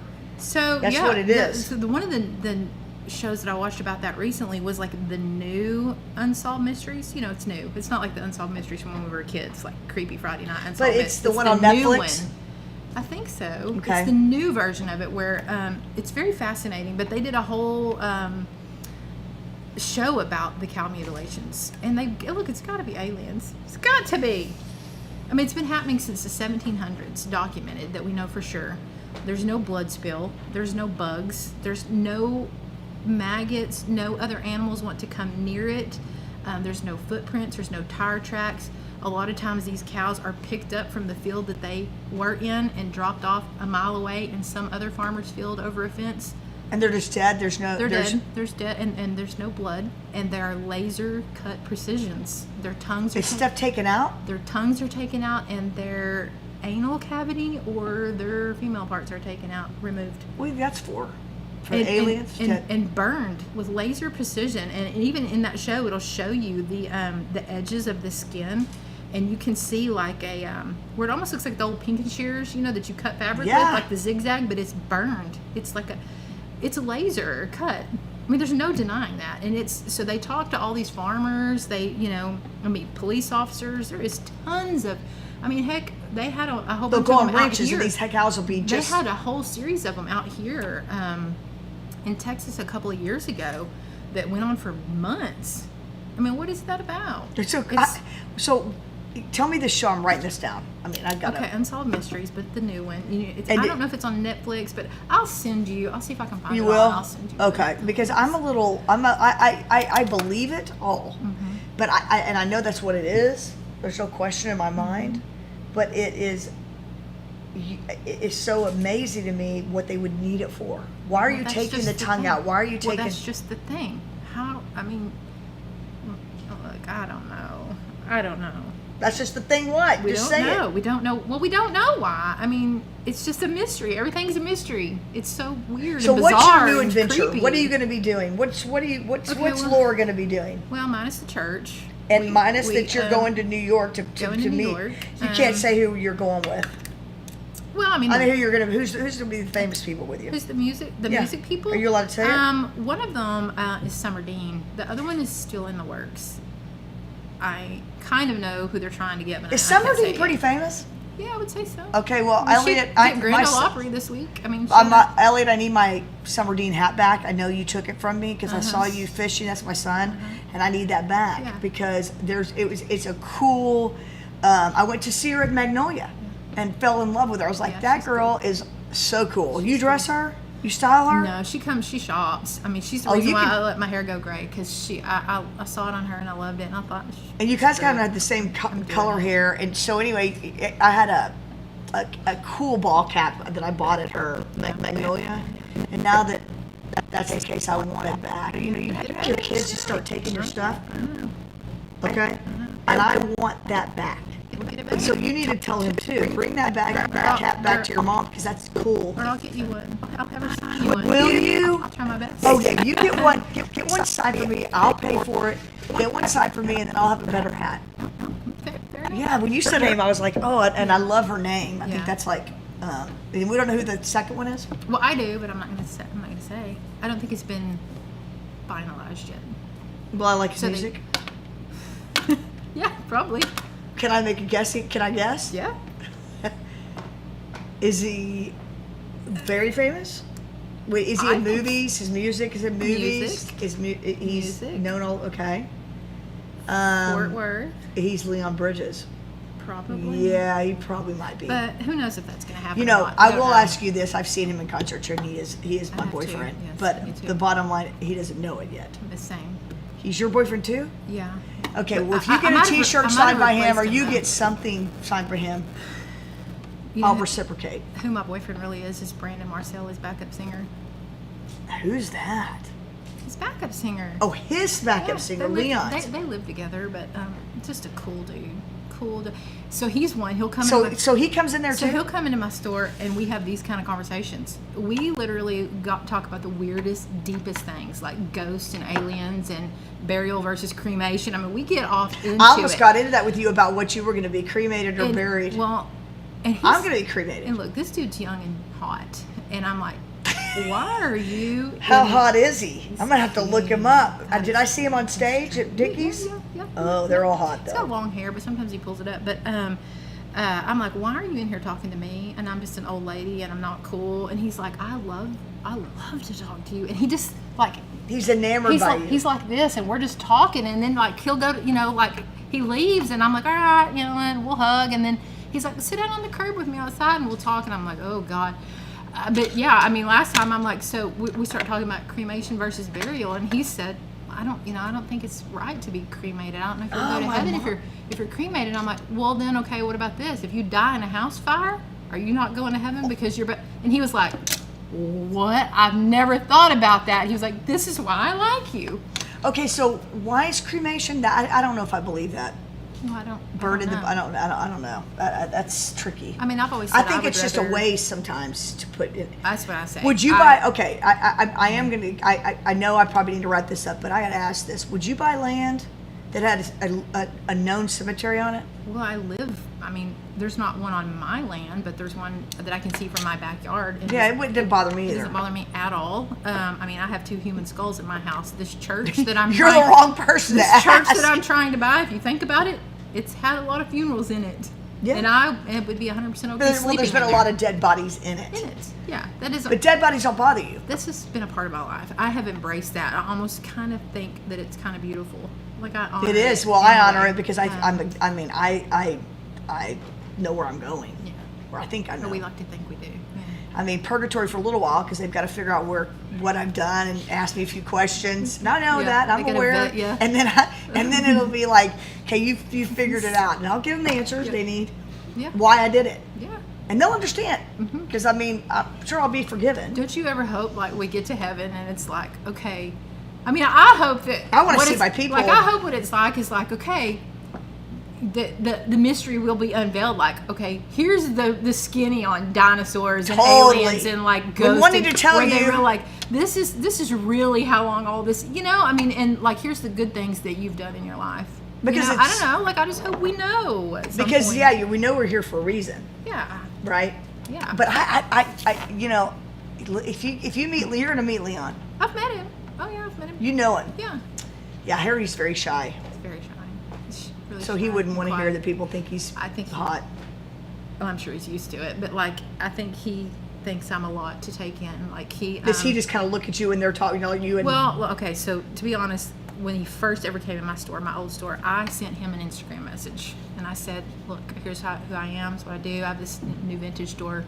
If you're ever in Fort Worth, because I really didn't realize at the time that he lived here full time. I said, if you're does he ever, still live here full time, or did he Yeah, move? yeah. The rumor he's maybe moved to Dallas, but Well, I don't know. He said he would never leave here, and I do know that his house is here. But so I just never run into him, and I would really like it. So I said, "Come in." Okay, that was like on a Saturday, and I told my kids, "I'm like, oh, I'm never gonna hear from this dude." Well, that following Tuesday morning when I opened is when he walked in, and I was like, Wow, that's so literally cool. like pit sweat. I was real nervous, and I told him, I'm like, I'm so. I mean, I'm sorry, but I'm like, I was like nervous, and so anyway, I just think he was like very put off by me, and I was pretty pervy, and oh, so you think he was put off? I thought he was pretty put off by me, but who knows. So I thought, I'm never going to see this dude again. He's clearly never coming in my store again. I thought it was that bad because I'm like, can we get our picture together? Can you autograph something? Like, Here, let me grab this. I just like wouldn't stop, Yeah.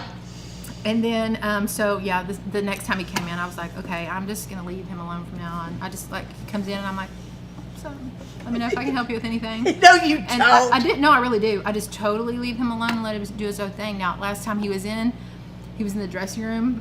I'm on the other side of the wall at my counter, and I'm sitting there, and he went to ask me something, and it didn't come out right. Like he kind of got choked, or like spit in his throat or something, and it kind of like came out a little weird. And I was like, dude, did you just have a seizure in there or something?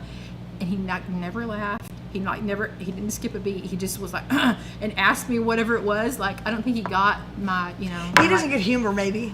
Yeah. And so I asked Brandon, I'm like, so is he like that at home? Like he said, oh yeah. I mean, He's they're quiet. best friends. He's quiet, very shy, very reserved. And Brandon is the backup Brandon singer? is opposite of that. Yeah. Like very outgoing. Would he be there in New York? No. I don't know. Have you seen him play? Oh yeah. He's good. Saw him in Dallas, last year. Oh, you didn't even go to Dickies this year? I didn't go to Dickies. I already had something. Yeah, that's what I was saying. A lot of stage people are shy people. Yeah. Well, Prince was. Oh, shy. very. And Michael Jackson was. Yeah. Your two faves. Yeah. And then now you got Leon. I know. You might as well put them all in the same. Oh, yeah. And Billy Bob Thornton, when he came into my Is store, he shy? I thought, well, he told me he is, and I think that I think he is one of the Sling Babe. He's like one of the best actors. But he, ever. all those people, if you're talented, I think you're a little different. I mean, a little different. It's okay. I mean, look at you. You're different. Yeah. It's okay. We're all different. I'm different. I think everybody with any creative ability is different. Yeah, I agree. I mean, just a little. Yeah. You've seen Sling Blade, right? Of course, yeah. But when I realized that was Billy Bob standing outside my store, I thought, oh. I heard he's the nicest guy. I thought, this dude's gonna be a jerk. I don't know why I thought that. I don't. No, I've heard he's so nice. Because I didn't know. I'd never heard before. And it's always awkward, like how to navigate that. Like, do I just go right up and say, I said, hey, Billy Bob, I'm the owner of the store, or do you just be like pretend that you don't know who it is, or do you just be like that cool that you're like not even bothered that a celebrity's in your store? So it's always like, so I just went right up. He walked in the door and I'm like, hey, Billy Bob, how you doing? Did you? Laura, nice to meet you. Yeah, he said, okay then, we're getting that out of the way real quick. Because I think, what do you do? I mean, like, I think that's what I do. Just tackle the elephant in the room. That's what I say. Just get it over with, and then leave them alone. Let them do their thing, because they just want to shop like anybody else. So you think we're going to see a lot more in Fort Worth of famous people do? Oh yeah. I think it's getting more and more and more like the aliens. Yeah, I think we're going to get a mix of both. Yeah. Mm-hmm. So this is going to. I mean, we're up to what, the 10th largest city? 11th. Oh, it's 11th. So you think it's just growing and growing, and we're going to see a lot of industry here? Yeah, because film. I heard one of my friends that owns a big building off of Hewlin. I think they just rented out her building for new offices. They're moving their offices from California to here, and I'm not sure which production people it is, but I keep hearing a lot. It's Paramount, about that. Right? Or is that a different one? That might be a different Hewlin one. I'm not sure if don't get me lying, but I mean, I know that the mayor, there's all these new incentives for them to come here. I mean, there's all these legislative things that they've done for tax breaks and stuff, and because they've fought for it. Yeah. So we'll 100% see more of that. And then Landman now, second season, they've been coming in. They'll come in weekly. They film all over Fort Worth. And all of Billy Bob's clothes and the son Cooper's clothes, all for the second season. He's great too. Will be from my store. Angela, his ex-wife's character, they've gotten stuff for her now in there. Is she come in or just the costume people? I haven't seen her. Now the little girl that dates Cooper in the show. Yeah. She's come in. She was also in 1923. She was the wife of one of the sons. I don't know. Yeah. I don't know. She's done a good job. Yeah. She's good.